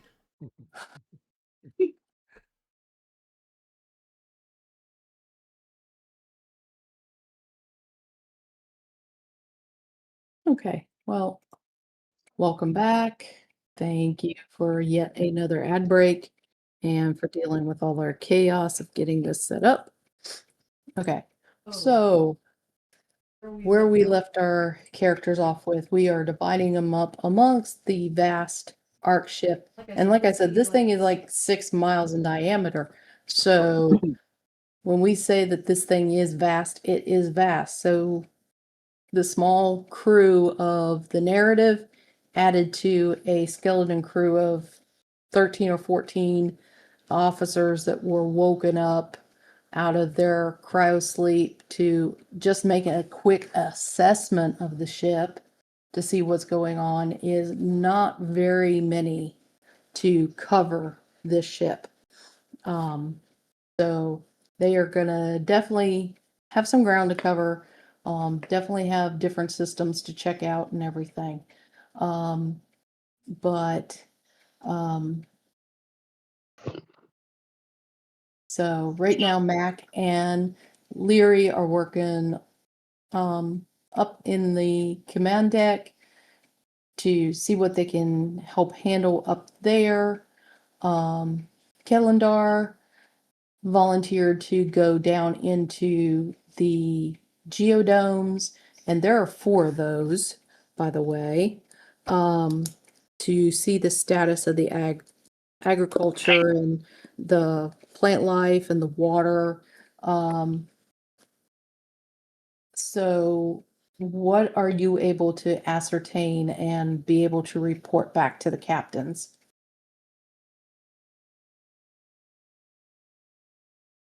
Have you gotten a look at things to see what's going on down there? Do you have lights? Do you have power? That seems more like a question you should be answering than him. Well, I'm saying he's there, so physically he can just look around real quick and answer if he's got lights and power. I have lights in the aggro domes. Well, then the one I'm in right now, it seems like it might be a little bit flickering. I'm not sure because I don't exactly know what the intensity of this light is supposed to be here. It's high enough to keep keep the plants alive, but I feel like it's supposed to be a little bit more. Okay. So there is power, which is good. Normal life support systems. Yeah. Okay, Leary's gonna look over to Mac and check. Yep, you're able to determine that part of the reason you're not seeing a lot of light is because you're also coming around that planet, so you're not getting like the full sun of the full bit of sunlight that would be coming through the domes at the time. Okay. But yes, the lights are flickering. So overall there's some power issues going on in that area of the ship. Cool. And I relay all that information through comms. okay. And Tenley, you rolled. What was your roll for? Taking a look around, seeing what I can see while I'm in the engine bay. Okay.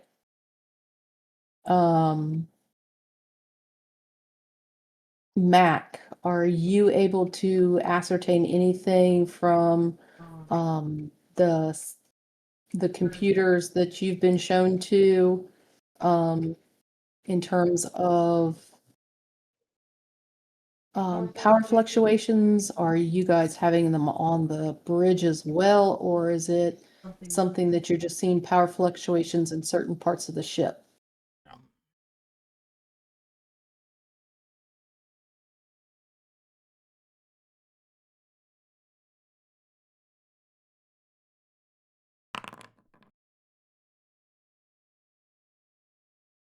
Okay. You are able to read the displays, and they are giving you enough information. So, at least the bridge is having luck with their power supply. Theirs is staying on very steady. Okay. So it's starting to look like it's a certain parts of the ship are definitely starting to cycle through issues. Which I'm relaying that to Tinley. Okay, and he can relay it to Just in case that helps any with, since he's going down there to the engine and power plant section. Okay. And he's going to definitely find that the Keppel people are running around like crazy down there, trying to find out what and where all the deficits are. Basically, if you could compare the engineering department right now and the engineering department to a bunch of switches or the a switch panel, you'll have a bunch of ons and offs just randomly at this point.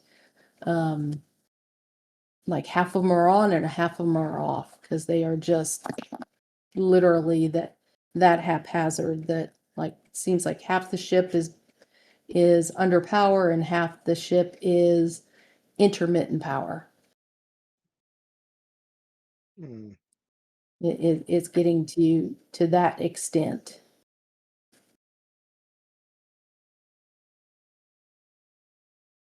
Well, I could just fix the problem. See what's Nope, going on. Do a full diagnostics of the computer systems in the engineering bay and see what kind of readings they get. Okay, go ahead and start that. Yet you definitely have the computer skill. And that is not a problem for you for sure. How good are you at converting the Demai languages to any of the languages that you speak?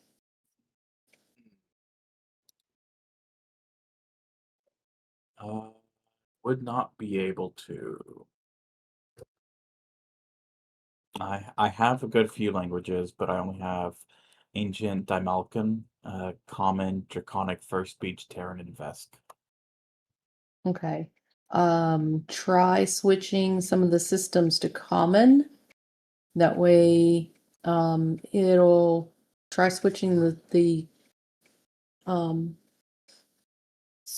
computer's readouts and stuff to common. That way, everybody will be able to read the responses easily compared to just the Demai crew versus your crew.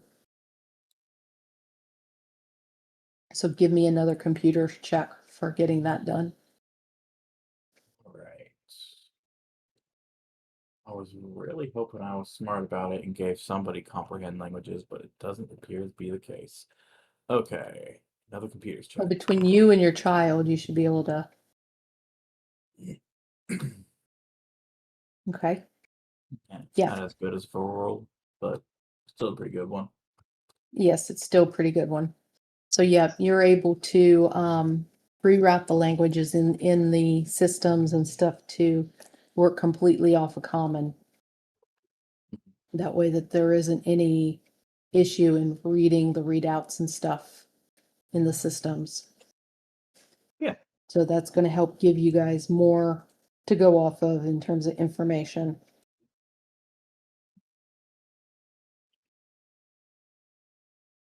Cool. And I'll go ahead and act on that information to basically using, I guess, my engineering knowledge to point the right people in the right direction. Mm-hmm.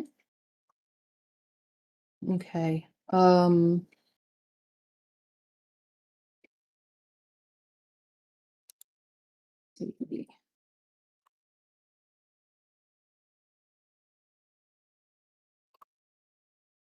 Irina, you are in life support. Now that you've got information coming in from Tenley, that is giving you readouts in common, give me a science roll or, And that's science. yep. Okay. Well, pretty damn low. That's low for you, but it's still adequate enough that you're able to check the overall life support systems, and you are seeing steady feeds on the cryotubes and everything. So at least between life support and down to the cryotubes themselves is functioning normal. So there's nothing wrong from the engineering aspects of the life support and the life support to the overall ship. There's nothing wrong with that as far as that goes.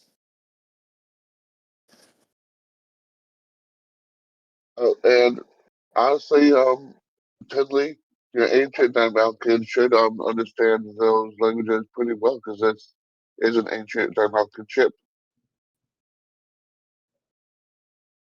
Oh wait, oh, so I am actually just doing a direct translation. Okay. Yep. Oh hell yeah. So that actually does make it easy. You're right. Oh yeah, you should speed demon through everything. You're right. I forgot that's what the name was for them. One less screen I don't have pulled up right now. Sorry. Okay. Yeah, I played it in mine before. Jack Wells.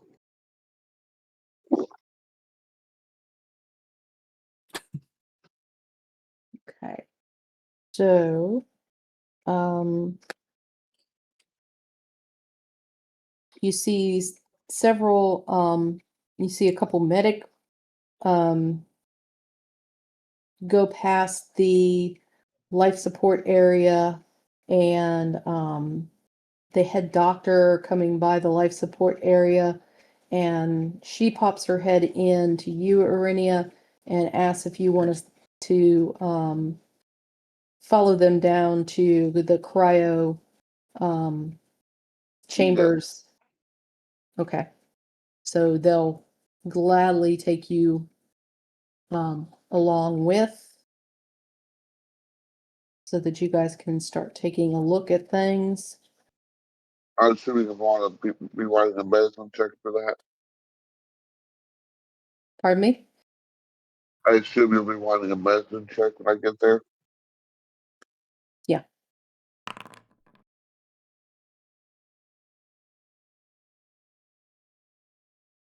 Yeah, get a decent roll tonight. The dice are being hateful tonight.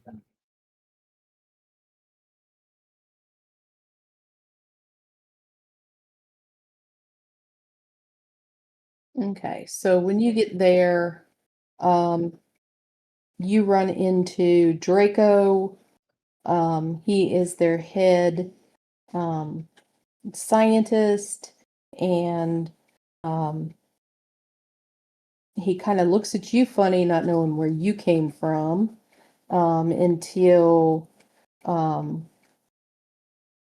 the till Zara, the head doctor, introduces you and explains that you guys have landed aboard and you've been helping trying to narrow down some of the systems to see which ones are functioning and which ones are not functioning, so that you can at least ensure that the life support, cryo, that kind of stuff's up and running, and start spot fixing where you need to spot fix. So he welcomes you in, and there are 4 cryo bays. So he's like, you're welcome to each take one of the other bays, and he runs you through the check that he's going to do in this bay. That way that you can copy the same check in your assigned bay that you're going to go to, and do the same check. Basically, all it's going to do is tell them if the cryo system is up and running in that bay without any issue, that it's pretty much got a solid interface with everything going on. Which, with your role, when you get to your bay and you run that an algorithm, you're able to tell that yes, everybody in that cryo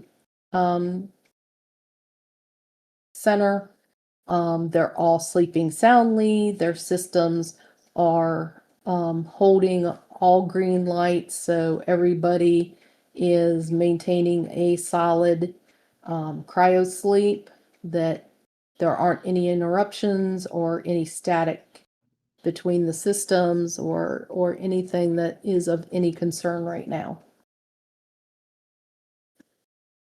So that's your check.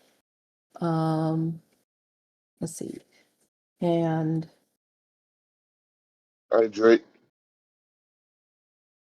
oh, Nah. thank you.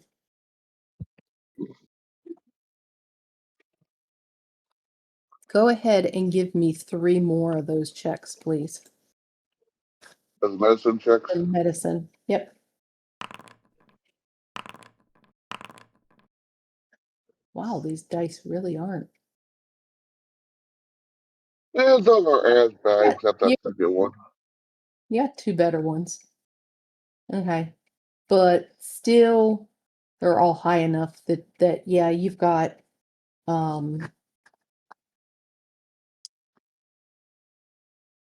and let's see, you got 26, a 27, a 19, and what was the first one? A 20? 20. Okay. But as far as you're able to tell right now, everything is up and running in all the cryo tubes, and everything is a-okay. It's solid.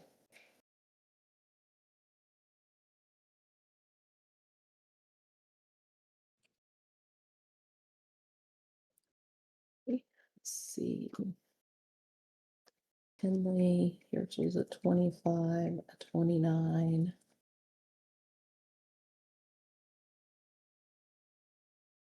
You had an 18. Okay. Clive, by now you would have made it over to one of the second domes. Can you give me another check? The same one that you did before. The life science. 26.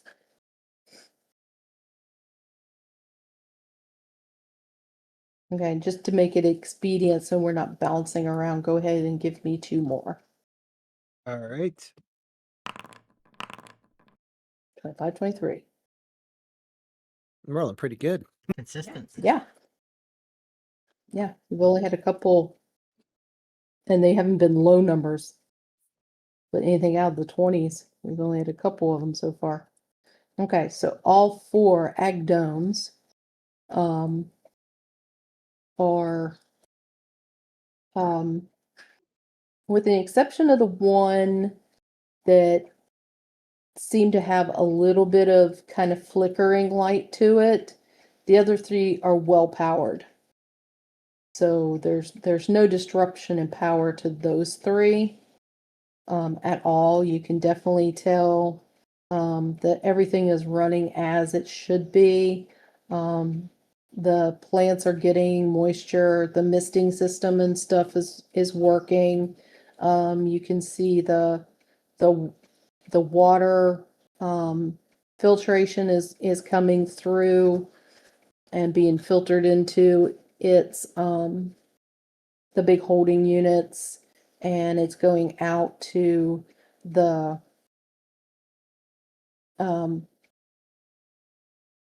what looks to be pumped to other areas of the ship. Okay.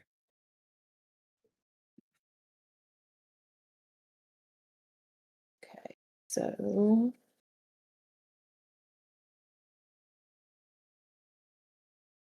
that way I can get this maybe set up for the next episode where we're going to start seeing some problems.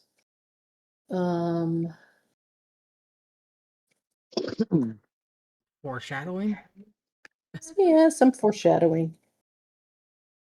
Random zoom on my camera. Was it going to start playing with the high zooms again? Mm-hmm. Well, let's see how stealthy I can be about this. Oh, fuck.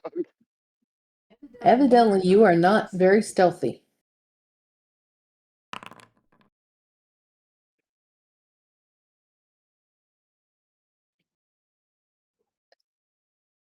So what were you trying to do stealthy? I might have just started a war between us and the crew that's still awake. But you did a very good job. Just not being sneaky about it. I was trying to sneak some gene-altering experimental drugs onto the people that were in stasis. All we have to do to sweep the sons of the rug is just not save them. All right, all-nighter. I kid. Okay, so we got a stealth fail. Hey, they could roll even worse on their perception checks. I guess it all depends on I how doubt they supervised would. you are. And we got some gene therapy play going on at a 22. They're 7-foot tall aliens. You're just lucky they're not 7-foot tall blue aliens. Well, actually, they're average about 6 feet tall. Oh, there's one character that looks especially like one of them. The braided ponytail and everything.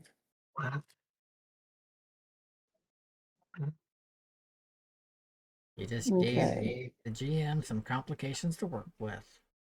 Mm-hmm. Shenanigans. Yep, shenanigans. Okay, let's see. And this is episode 17. We've been kind enough to you long enough. Seeing if there's anybody else. This is the one that would be fun to have the Zavocado and the other, Yeah, I know. because he could be playing in the ductwork, causing all sorts of chaos. Because Zavocado would be helping with the whole gene therapy thing. Not to mention whatever shenanigans he'd be up to himself.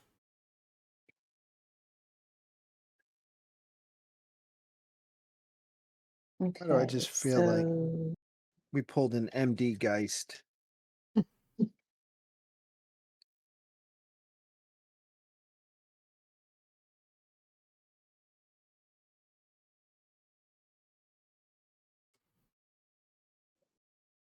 and Mac,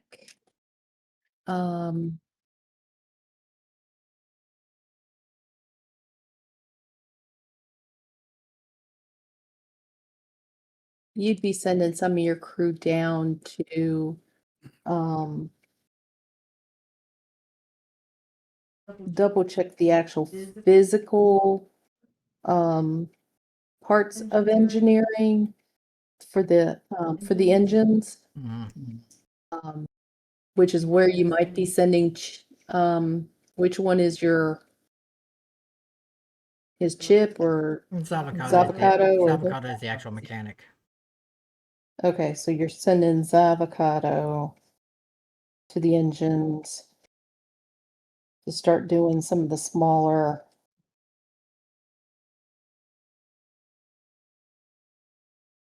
doing the smaller look-sees. Physical look-sees. Yeah. Between that and the fact that he's the actual engineering specialist. Mm-hmm.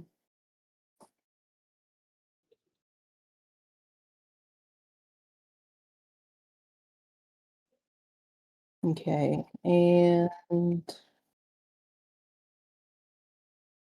where would you be sending Chip?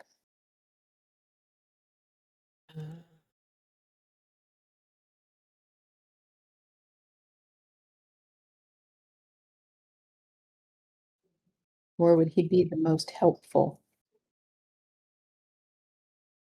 Ooh, Very he might much be good for like targeting asteroids and protecting from like the minor dings and everything that have been constantly bombarding the ship. right now. Whoever needs the most help, because he's kind of Well, how about the weapon systems? Would he do any good with the weapon systems? he's not specialized in any one certain field other than being a technomancer. Okay. As far as the skill set goes, he'd be assisting somebody else.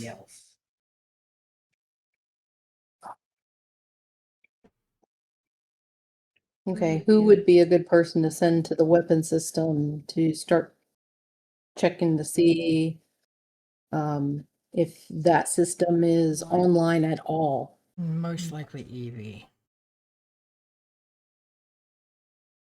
Okay, so she'd be leaving the bridge with an officer, and they'd be taking her down to the opposite end of the ship. So it's gonna take them a hot minute to get down there. And Evie is going to start getting a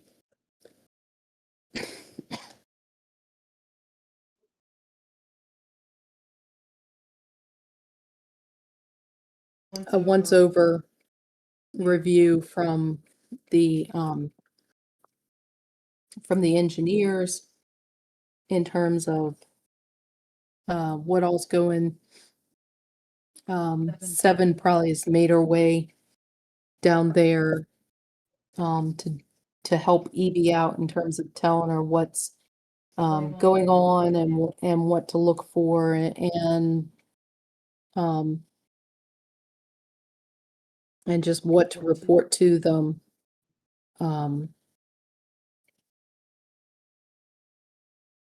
Since she left Tenley pretty much up in the engineering area, since he was doing well by himself, Mhm. along with one of the cats.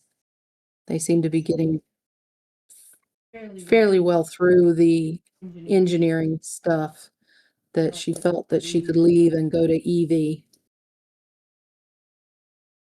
So that they could take a look at the weapon system and see between the weapons and the shields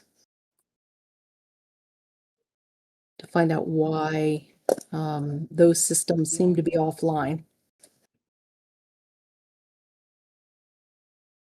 She'll go and do her thing as best she can, I guess. Well, they can definitely confirm that their first stop is the shields, and they are offline.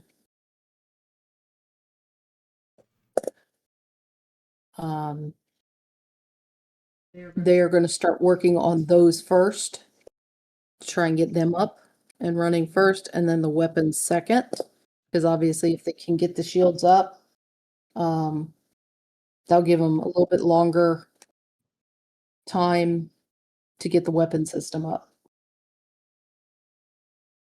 Because this thing has some very heavy shields on that ship. But everything's weightless in space.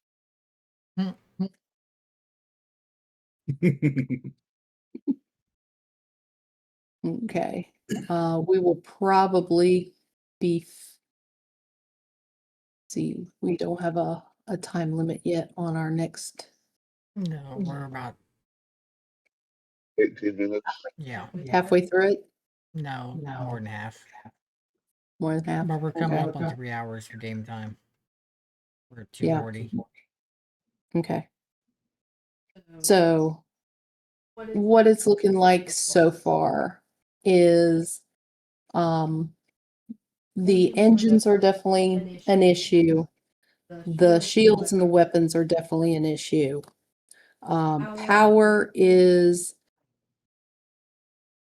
there's definitely a power issue somewhere. It's just um, finding it, be it part of the computer system, in terms of engineering, or is it a cascade system where one system has somehow interfered with another system that shouldn't interfere, meaning that there's been some kind of a, we'll use the term loosely, human factor involved in shutting down the engines, the shields, and the weapons, being three of them, the mega systems aboard that ship.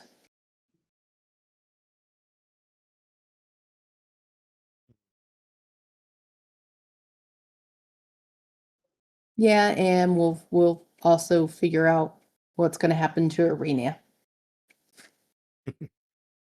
Guys, that's going to be another factor. No, see, you got some explaining to do.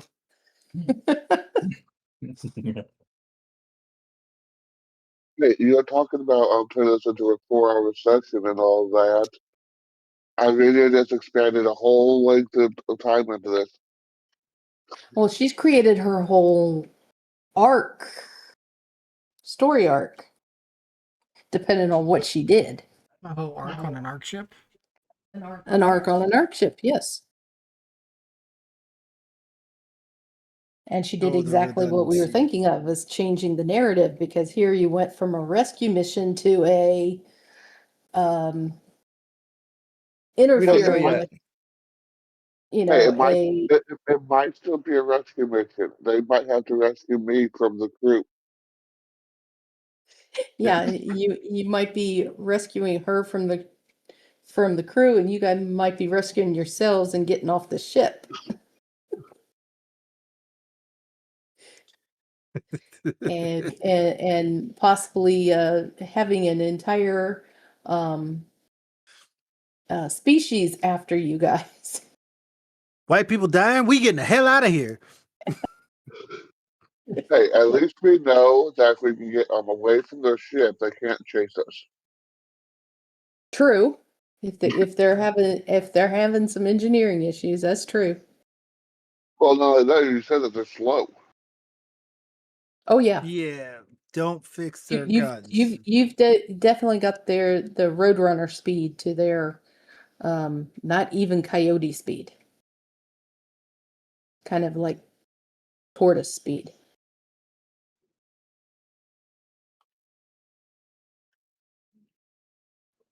But I think that's where we're going to leave this session at this chaos tonight, since I'm the one that started the chaos, not having things ready to go. But I'm saying chaos is why you don't bother getting things ready to go. Mm-hmm. We were just talking about that earlier. Players do what players do. I will Chaos try emeralds. and I'll be able to get things up for the next game. And then after the first of the year, we'll look at maybe taking Starfinder down to once a month if need be. Well, Which the next session hopefully, will be in the new year. yeah, and hopefully it'll only be from January, February, and March anyways. Yeah. So it'll only be 3 months of that speed. Yeah, it's only going to be a temporary thing just because it's cool. School, yep. Because I'm supposed to graduate mid-March anyways. Oh, And that definitely that'll be takes good. priority. It Yeah. does. Yes. Because at least it looks like from the one teacher that is giving out grades right now, I'm head of my class, or my one class. Good job. So we shall see where the chips fall. Because one of you guys pushed him over. I know you did. Mm-hmm. Because he keeps Not saying saying sorry. to fall into. And you know how I feel about that word. Yeah, knocked him down. I know you did. But we thank everybody for joining us on our own version of chaos tonight. Yes, thanks for sticking with us so late. Yes. We realized with the holidays, things are probably going to be a little sporadic. We don't know who's actually joining us live and who's checking our recorded sessions. But thank you very much for doing both of those. Anybody got anything to say? We will be here Be back Sunday. Sunday For for Palladium riffs. Palladium riffs at that. Oh, so that's what you we'll did with us be go- weekend. Yes, we are. Yep, we will be going from Savage Riffs to Palladium Riffs, which if you don't know the difference, while we're shutting things down, Einar, why don't you give them a quick idea of what the two differences are, so what they know what they're going to be looking at when they dive into us on Sunday. Well, the Savage World system is more narrative based, more quick and on the fly, kind of rules light. While Palladium is the OG system, it has been the same since the The 80s? late 80s, early 90s. I think it's somewhere around there. It started with the Palladium Fantasy RPG, and then Rifts has been their flagship RPG since it pretty much came about, with no revisions. It's been the same system across other IPs, but it's a little bit more crunchy, but there's also a lot more freedom to it. Because there's pretty much a skill for everything. And you can do this and that. But I think combat will be a little bit more satisfying. Because I know we were running issues with that where combat was like, alright, so a whole bunch of non-effective.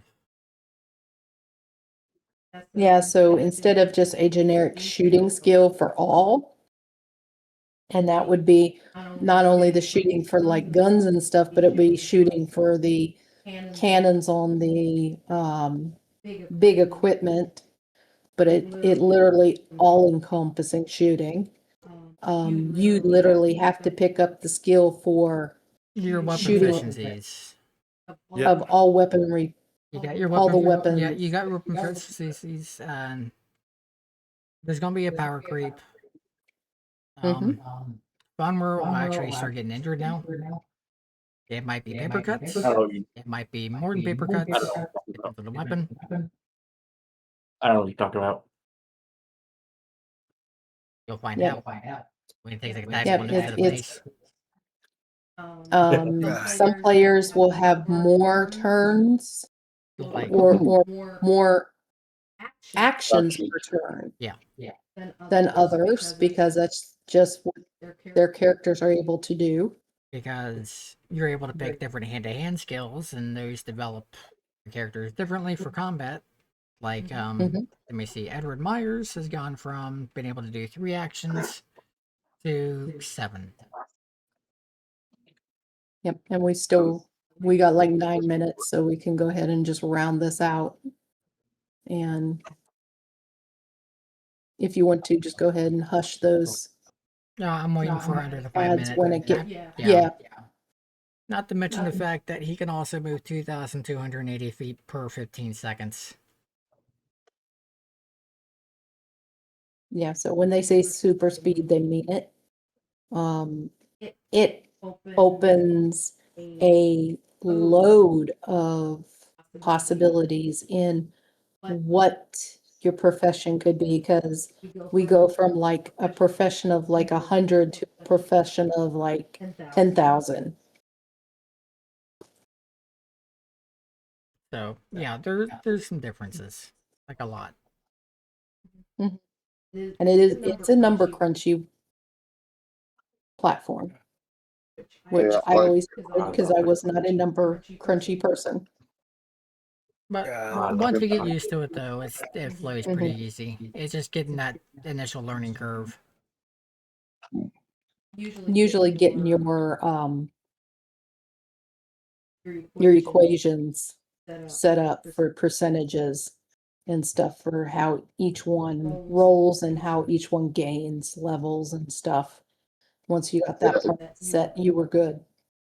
Yeah, which Yeah, also because means that unlike a lot of games, the skill system's actually a percentile D100 system.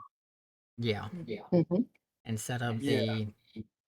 the D6 with or D whatever with raises. So now I gotta figure out different redeems Redeems. or channel point. Oh yeah. There are no more bennies. Yeah, I'll think about that tomorrow. Yeah. So our DMs have been working very, very hard at making this a possible thing for us to switch from Savage to Palladium as well. It's not a quick and simple switch because there was no Palladium set for them to just simply download. Yeah, it's not supported by Foundry directly, so there's been some workarounds. And then we had to convert all the characters. Mhm. And manually input everything. Yep. So it's been a hefty working project. Which is what I'll be finishing up tomorrow, is doing all that. Getting the game ready for Oh. Sunday. And as a fan of the Palladium system, I'm actually looking forward to it. Yep, just by the time you guys get me used to using Savage, we're switching back to Palladium. Now I'm going to have to get used to using Palladium again. And then once we get used to that, we'll go back to Savage. No. Probably. Unless somebody else is running a game in Savage, but Yeah, it would be a simpler one for me to run if I was running Rifts than trying to run Palladium. I can see that, yeah. Yeah. Savage is nice for rules light, more narrative. Mm-hmm.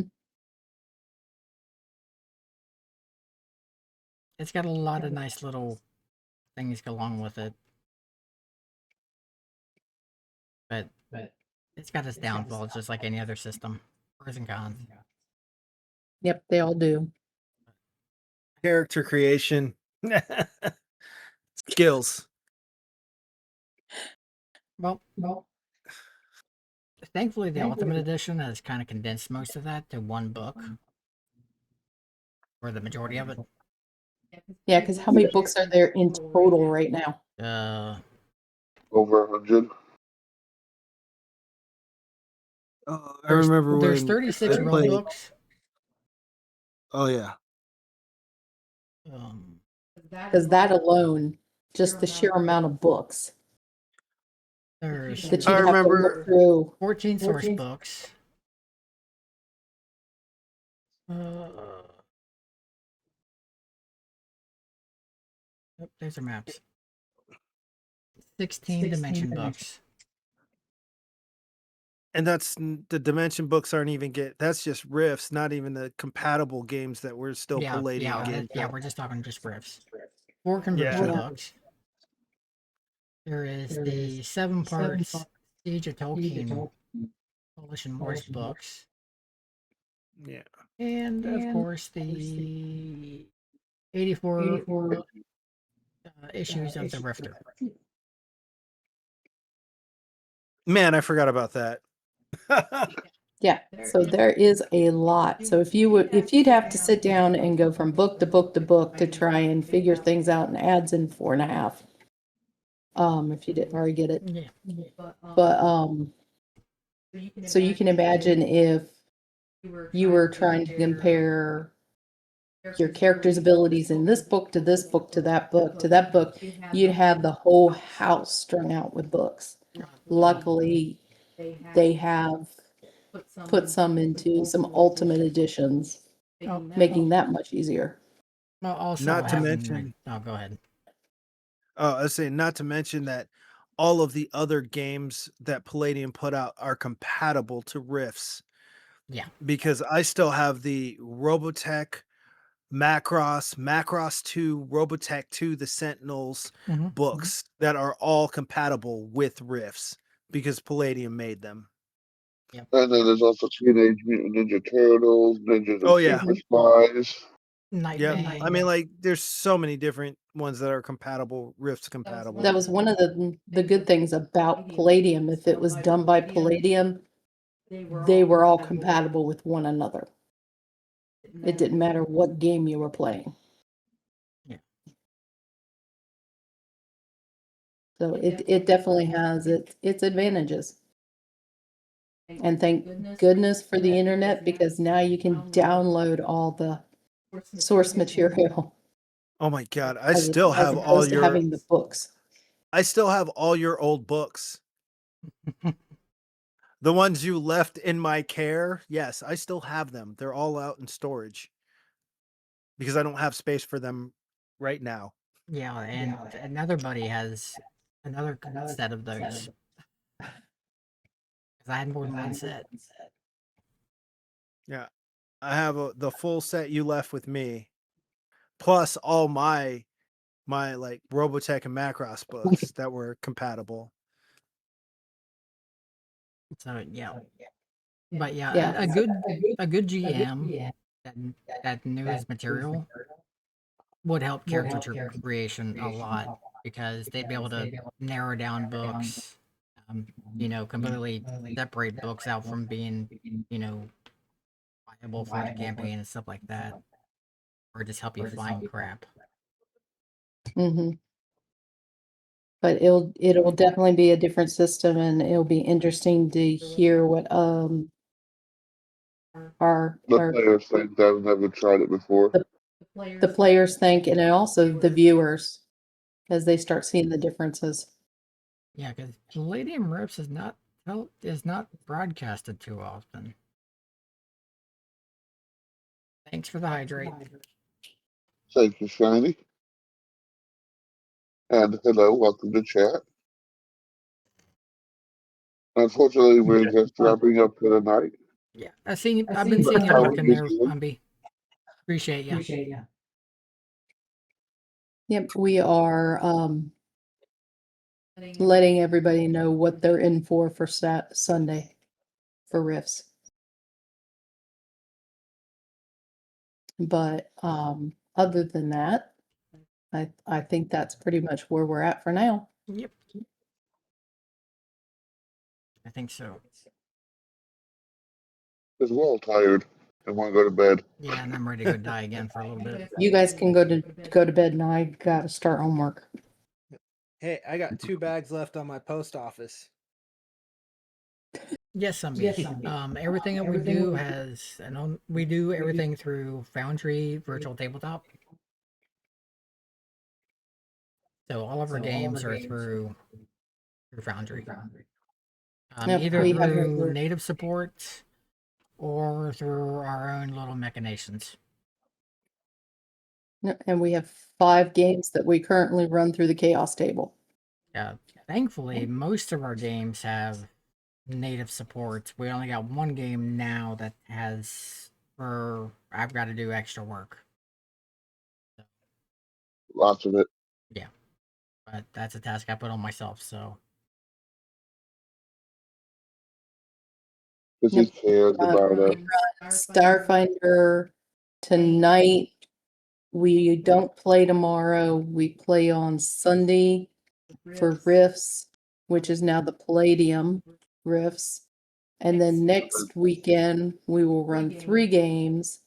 Friday night, Saturday, and Sunday. They will be the fantasy editions. 5E Wednesday on Friday. Merlin's 5E. no, No, that's Tyrians. Tyrion. Nope. Tyrion's 5E. Not 5e. Yeah. Yep. Then Saturday is Merlin's. Yep. Mhm. And then Pathfinder. Pathfinder.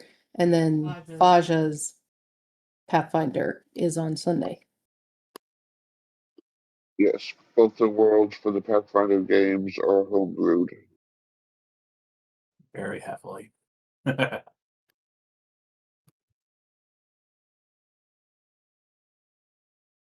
that, we shall go ahead and close out and let everybody get some rest or more homework. And Or actually, I'll probably end up watching some anime, even though I should go to bed. that's why I said rest, not sleep. And with that, wish everybody the best. Let the chaos reign. Yep, and let everybody say their outros, and I'm just gonna die. Yeah. And we'll see everyone down those old dusty country roads. Love, peace, and hair Man, I grease. still ain't got you. Don't have to be good, Nice just be to- good at it. Catch y'all later.